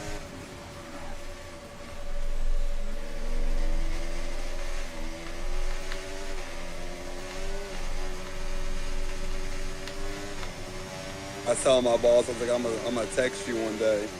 I'm gonna remind you to do those scans to scan our products in, because he always forgets to do it, so they make me do it a lot. It's like, I'm gonna text you one day, I'm gonna remind you to do those scans. He's like, oh yeah? Well, I'm gonna text you back to remind you to scan these nuts. Now that's a good boss. Yeah, that's just how we talk to each other all the time. Yeah. When we talk about a game, we'll be talking about a game, he'd be like, man, I can't get past this, whatever. And I'd be like, yeah, it's because you suck. No, that's entirely fair, dude. You tell your boss that. I fucking do all the time, man. The second in charge, my manager below him, he was in there one time and he was talking to one of the girls because she had like pneumonia and she was out for a few days. And she left the room, and as soon as she left the room, he's like, yeah, that's why I was like trying to clear my throat a lot, because I think I got what she had. I was like, oh, I thought that was from a weekend sucking dick. You know, the funny thing is you can say all these things on YouTube. He's like, I had just won a award for doing like really well or something. And he had it in his hand when I said that. He's like, I'm not even gonna bother putting this up now. We got some excellent data with that run, so come on back to the garage. I don't care. I don't want a sandwich anyway. Who needs a sandwich? Yeah. Right? Who the fuck wants a sandwich anyway? Oh man, we just talk like that all the time to each other. It's just, I don't know. It's good energy, good people. No one gets butt hurt. We had some people that would get butt hurt really easy, but they left. They all left. So now I've got new people, and everybody kind of like just has my energy, so it's great.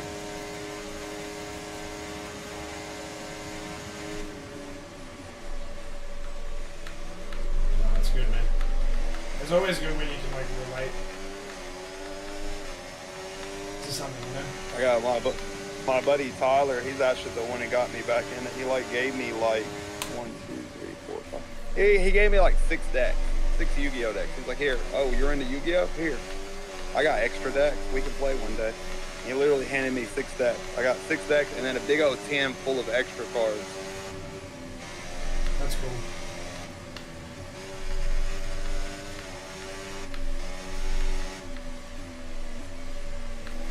And then I'm like, oh man, I've got these decks. Let me optimize them. And now we're sitting here with Blue Eyes Structure decks and couple of cars ordered and things of that nature. Oh, that's good, man. That's good. So we blame Tyler. It's Tyler's fault. I blame you. God damn it, Tyler. Damn you, Tyler. Asshole. And the worst part is like we never have time to play because like now I'm off today, but he's working today. And then like I'll work tomorrow, but he'll be off tomorrow because I'm working. Or we'll work together. So like we never have time to actually sit down and play each other.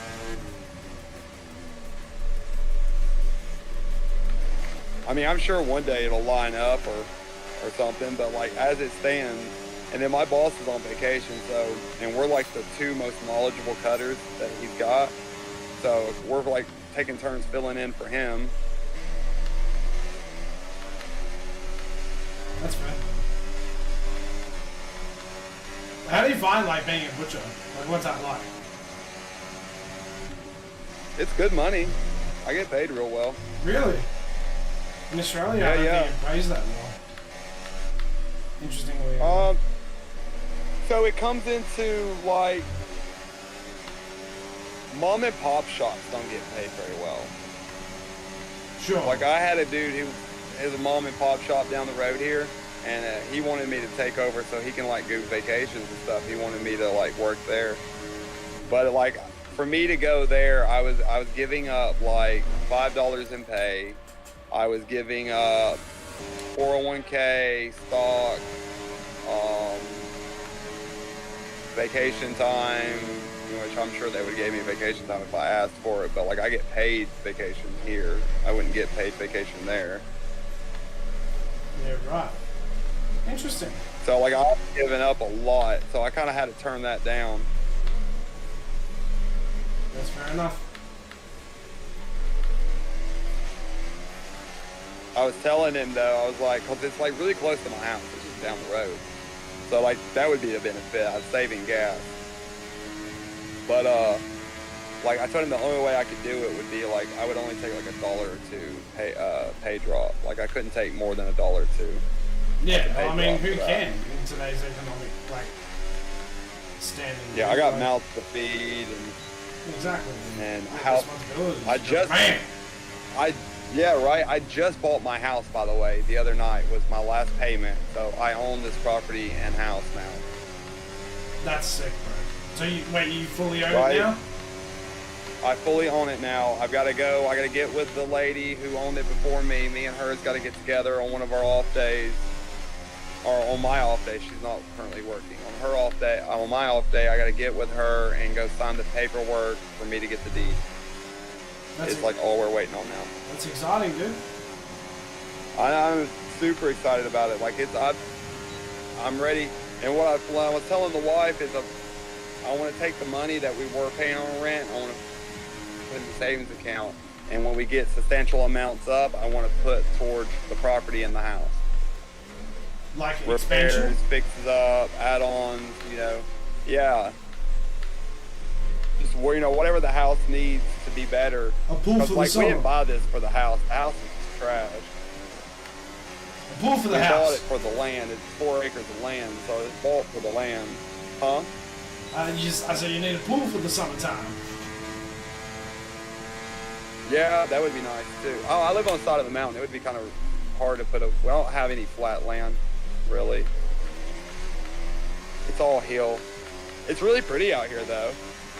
Okay, it is. I can go to the top of my mountain and look down the backside of it and see the river. That's cool. I hunt my own land. That picture of me with my gun there, that's me hunting my own land. Are you saying it to me on Discord? Have a look. I will have a look at this image you want me to look at. Oh yeah, send it to me on Discord.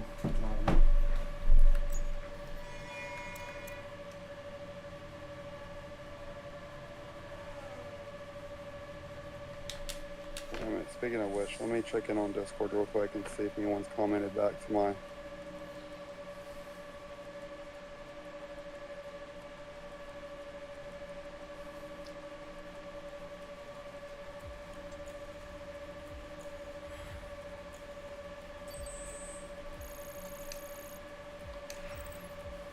an incredible practice session messages that was. about the But time fun doesn't changes stop and here, though. Join us again as the rest of the weekend etc.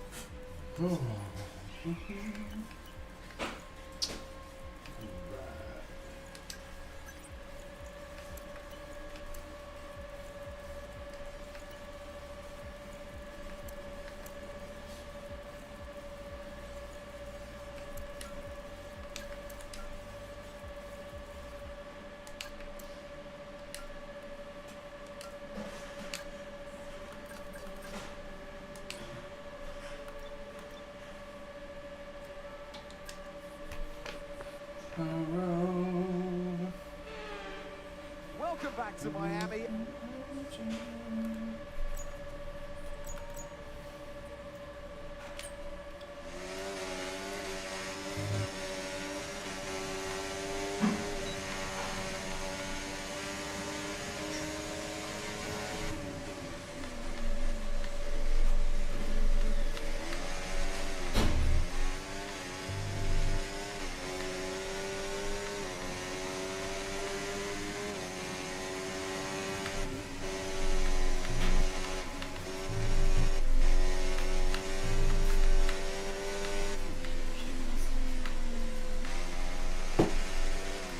Hello. Yeah, I was my mom. Huh? I was on the phone to mom. I think you're good. Yeah. And scanning these groceries. Okay.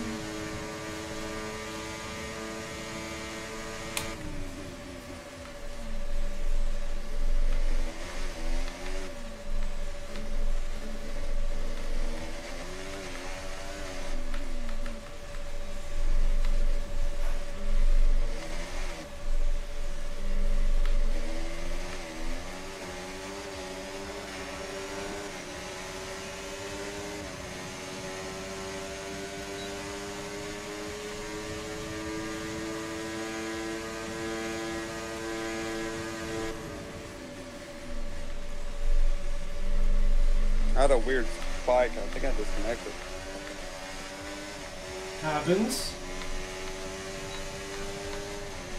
Like, Discord went crazy. I disconnected from the call, and like even YouTube went crazy. I'm pretty sure it was on my phone's end. I suppose it's gonna happen, you know. I gotta clean out my Yeah, PC. that's There's something I need to do. consequences of my tail living out in the woods and the boonies, man. Do you guys use Starlink? No, unfortunately, we do not. Probably a That's worthwhile why I investment, to be honest. If I were you. Yeah, I've had a few people say so. I just hadn't had the money to do it. They say it's the best internet we can get.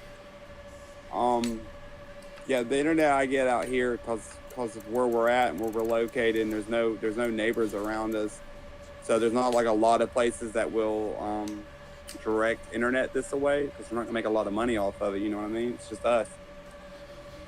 Fair. Fair. That's the reason why you don't ever see me streaming. I'll post videos because it's like easier to upload a video than it is to try to stream. Yeah, I would have to think, bro. Honestly, it's probably a worthwhile investment if you get the money to do it. To be honest, getting My started. boss says it's cheap payments, but it's like a lot to get started. The setup is it's costly, but Yeah. it's probably like, Since our last work, I mean, now that you have got a big financial debt Okay, mate, I cleared, know it's tough in there, it's hot in that cockpit, but your tyres are even hotter, so you're going to have to work extra hard to keep them cool. It matters for performance. I mean, it's definitely something we will start putting some money back for. Because like we can't do anything with it, and this internet goes out too a lot for no reason. True. Like completely just shuts off. We'll get a message at some point says something like someone stole the wiring, and it's not even wiring. What is this? It's fiber optic. Like, why are we still in fiber optic? You can't sell that. They do. Fiber optic. We out here drinking some fiber optic.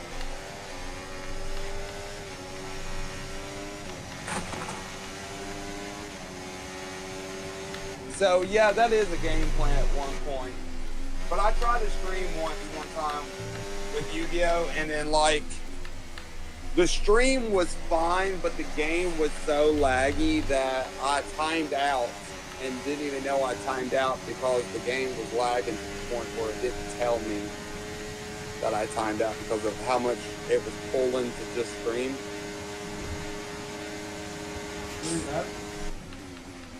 So I just deleted the video and I was like, no, I guess I won't do that. No, I don't think I will. Right, yeah, pretty much how that went. And you don't see me upload a lot of videos because I don't feel like people are really trying to look at that, you know what I mean? Like, if I had the knowledge behind it to be able to like edit stream videos together and then put like, you know, commentary with it and then like, you know, fancy cartoons on the front of it and stuff and know how to do my own thumbnails, then, you know, maybe. I pretty much upload a deck I want to show someone. If I want to show someone how it's played or how it should be played, I'll upload it and then show them through YouTube. Like, look, it's on YouTube. Look at it. Damn, I just started getting some... I'm starting to get some monster lag. Like, game lag. Not internet lag. Yeah, I just noticed that. Everybody's internet being funny today. No, it's not internet, it's performance. I wish it was internet. Oh, I just got in today. Where's that at?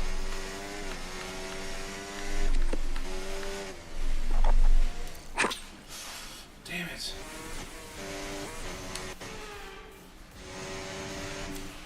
Here, I'll look at the name. Maybe I get the name right if I look at it, but I doubt it because it's a weird name.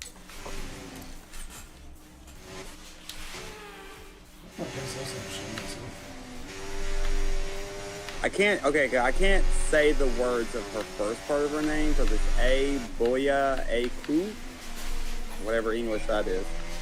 The Lightless Shadow. Link 4 Yu-Gi-Oh! Monster, man.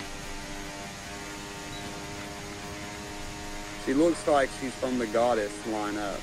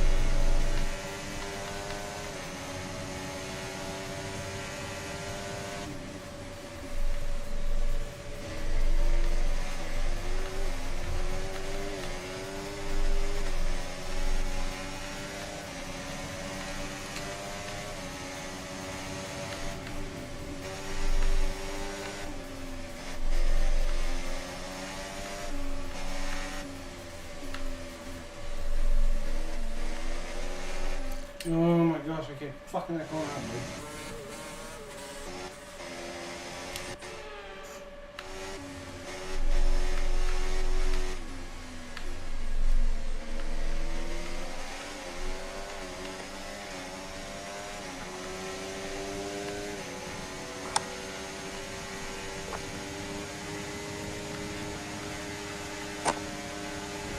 Oh, thank you, Lando Norris. Oh my gosh.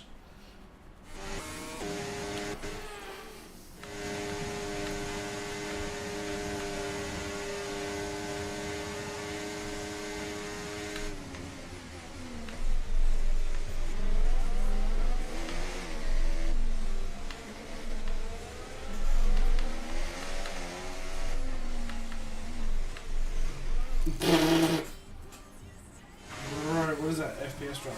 Stop that.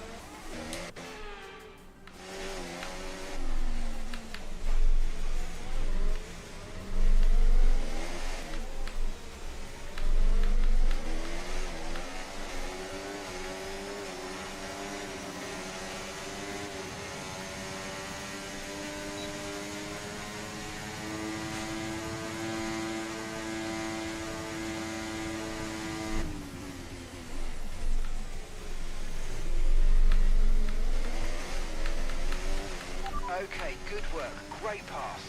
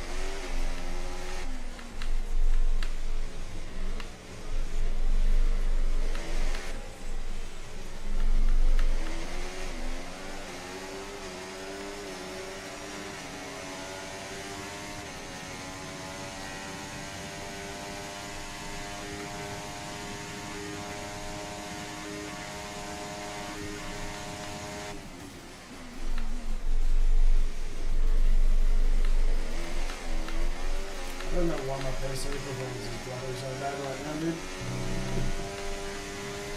It's shocking.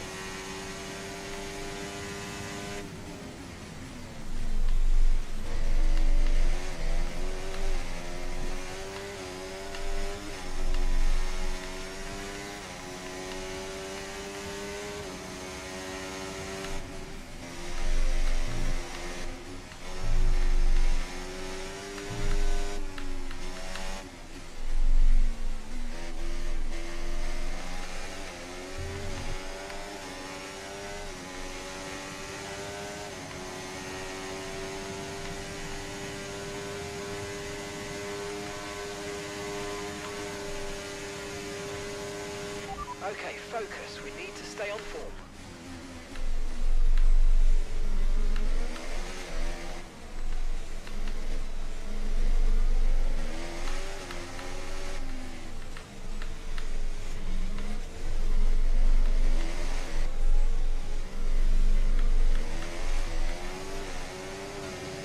Seems like it's gotten better though.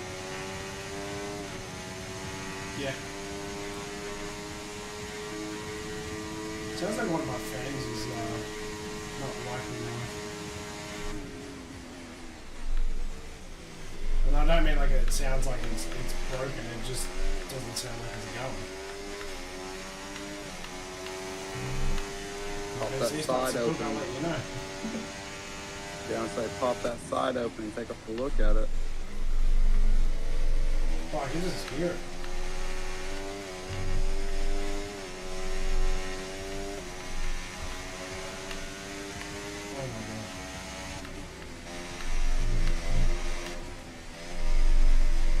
had a water pump failure before, so I'm a bit... I'm somewhat scared.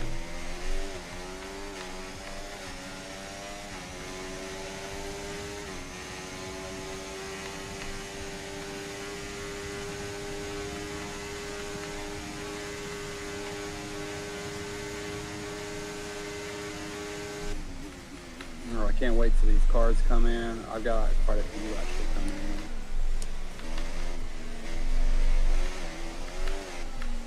I've got 2 Lebellions coming in.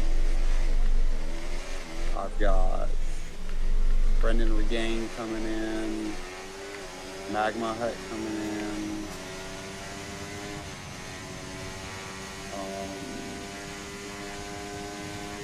I've got a Chaos Angel, a Despater coming in.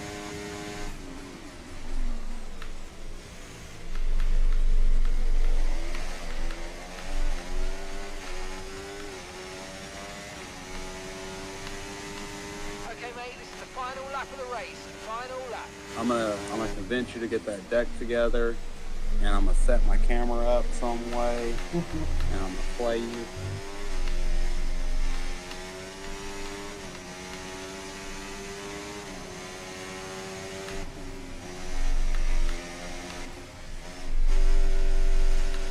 And then we'll have another game we can play together that you cuss at me about.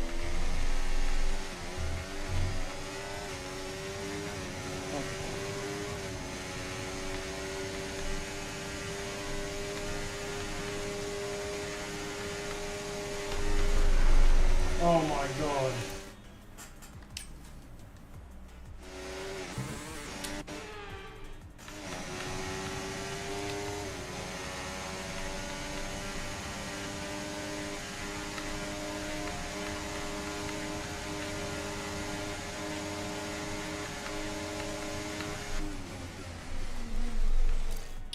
God damn it.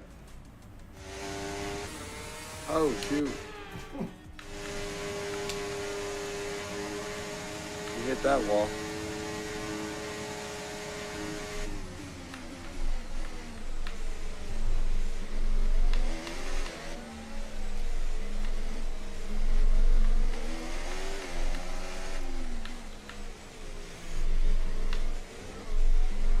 Again.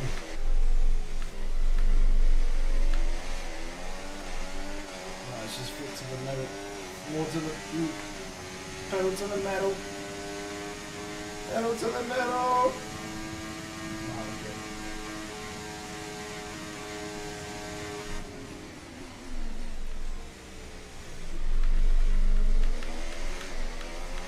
We defended it, boys.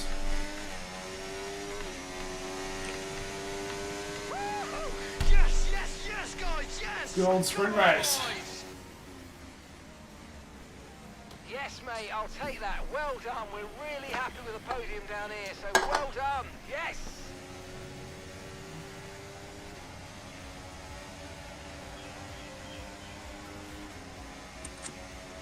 Gotta protect that lead, you know? I'm telling you, man, just throw a banana peel off the side of this car there. It's not how this game works. I can't just tell him to firmly place his hand over his deck. It doesn't work that way. And of course, the main Convincing. event this weekend, Convincing. Formula One Grand Prix. Control all We'll see you next L4. time. That's how you get that extra man. You know what? I don't know why I have the music on, because honestly I can't hear it while I'm racing at all. There's not even a point to running it. There's no point.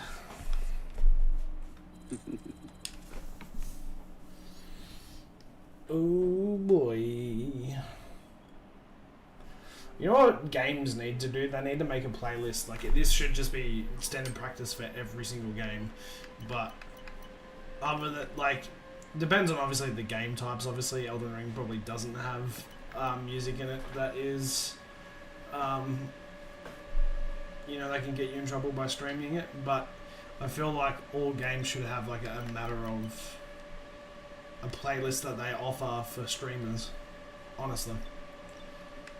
Elden Ring has some epic music, but it's very like. Well, it'd all be original, so Elden Ring isn't going to penalise you for playing. Right. Well, yeah, there's no lyrics to it. It's very orchestra like dun, dun, dun, dun, dun, yeah, kind of like noise.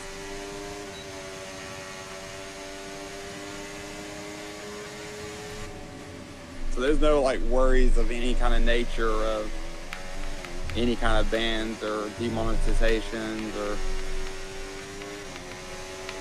No, they shouldn't be. Why do I always fuck it up there? Kind of like the music that plays on the radios of what is that, Grand Theft Auto?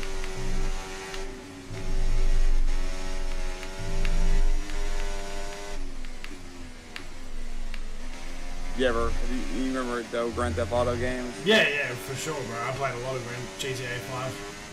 Played a fuck ton of GTA 5. Jump in their cars, turn that radio on, you hear some crazy stuff happening.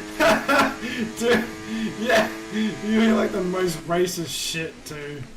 It's like terrible. Yeah. It's so, but like the generation of people like, dude, like it's just so like GTA, but like, or like the most sexist stuff, you'll hear that. It's funny as, dude, like, sexism against men. Anyone can get it. That's why I like GTA. Like, anyone can just get it. It doesn't matter who you are. Yeah, I played a lot of Grand Theft Auto back in the day. I haven't played the newest ones, but I played a lot of the old ones. Ooh, boy.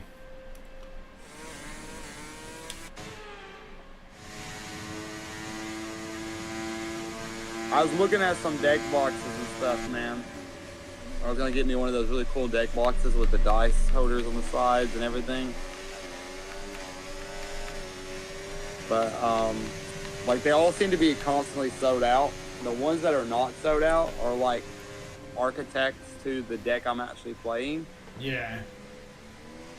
And I really don't want to walk up into like if I do go to a locals and stuff, I don't want to walk in there and be like, let me roll out my Blue Eyes game mat, set my Blue Eyes box down. I bet you can't figure out what deck I'm playing. That's fair. Man, what's happened to my teammate? What is going on with my teammate? Why is he all the way back here? Bro, I'm gonna fire this guy. No way. There's no way he's at his rating and he's literally he's like in the last 5 people. In like one of the best teams. Oh my god. Whoa. Yeah, look at the difference between my teammate and me. Ready? Look at how far behind I came second in qualifying, but look how far off I was. 9/10 of a second slower. That's all I was. That's nothing. That's like photo finish. That's fuck all.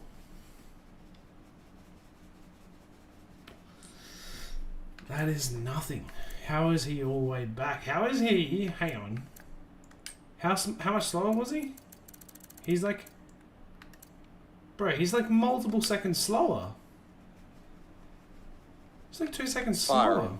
No, I will. When the contract renewal comes up, I'm getting rid of him. I'm getting someone else. Fuck that.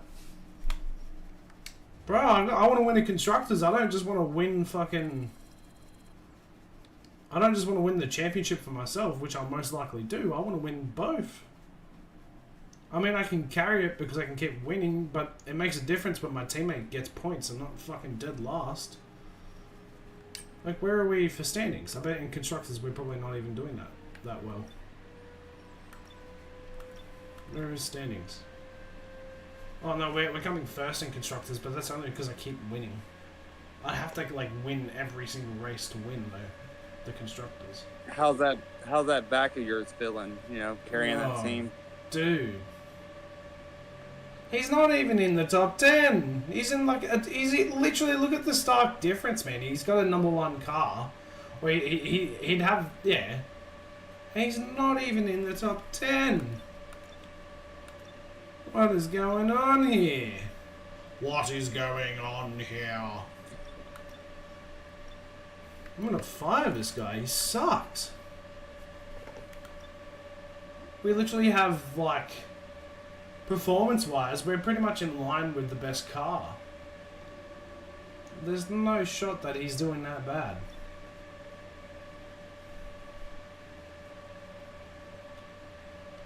Oh, damn, man. This guy stinks. Oh, I might leave it there. Might leave it there for the stream. Ugh. And if I play more of this tonight, I'm just going to record it and then I'm going to voice over it, I think. But I won't be playing. you hadn't made a video in a while. Yeah, I hadn't. Maybe I'll play Master Duel off stream, I don't know. I don't know. You need to make a video, make a short. I made a short the other day, but it was for the racing, not for Yu-Gi-Oh. Yeah, something to like keep your algorithm moving. Yeah. You're not wrong.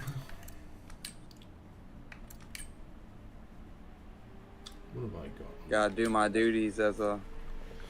I need to get someone to make some. As a moderator. I need to get someone. Nag you about. I need to get someone to just go through all my videos on YouTube and just clip shit for me. So I can just, because to be honest, it's hard enough to just like create. Why has it got me playing R Factory? I'm playing Formula 1. How does that work? So like, for example, if I clip something, how do you get the video? Like, if I clip something, does it just give you the video? No, you'd have to like. The video goes to you? You'd have to like, what do you call it? You'd have to like clip it, and then you could just put it onto like a Google Drive, and then I can download it from there. Or maybe I just need to get someone to actually like clip and edit for me, but I just don't have the money to pay them. That's the biggest problem I have. Yeah, see, that's my issue. I don't know how to edit and stuff, and like. I can. I'm just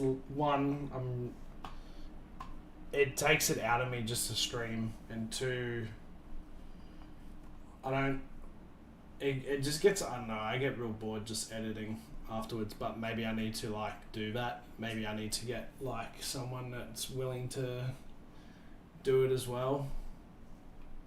Yeah, you need to find that guy who knows how, that will do it for free until you start getting paid, and then you can start paying him with what you what you earn from the streams and videos. That's fair. I was thinking like, I mean, I could just literally take from like, I mean, I could like I said, I could literally just take the VOD from today, cut it up into the video I was talking about too. Like, and talk over it, you know? That's something that's possible as well. Yeah. Instead of having to then just record. But then the continuity of seeing me talk on the camera and then hearing me voice over would probably throw people off. So can't you like quiet the video and just have No, it's not. No, I'm not saying that. I'm saying I can mute that. That's not a problem. I can mute myself talking from the stream, but I'm saying the continuity of seeing me talk. I'm saying physically seeing me talk. Oh, but it's clearly not what I'm saying in the video, moving. you know what I mean? Yeah, I got you now. Yeah. That didn't click at first. I was a little slow. No, that's fair. I'm just thinking of like maybe I do just like record some gameplay tonight and then just see how that goes. So what you got to do is this is how you fix that. Is you need to make you a some sort of thumbnail or watermark or something that says that it's you, and then you just place that over your box in the corner there. Oh, true. I could do that. And then you have your video you're talking and you don't see you in the video moving your lips. I could do like the whole like anime like character thing over the top of it. Yeah, just put it over your box there in the video there, and then you can just all it would be whatever music or sound you put with you running your mouth, and then the video. Yeah, that's true. Problem solver. That is a problem solver. Just put like a. Could even just put my profile, like my actual like avatar there instead of the camera. Yeah. See, that's what I made. That's my little watermark you see on my YouTube page. That's it's me. It's me as Yugi. Like if you ever zoomed in and looked at that.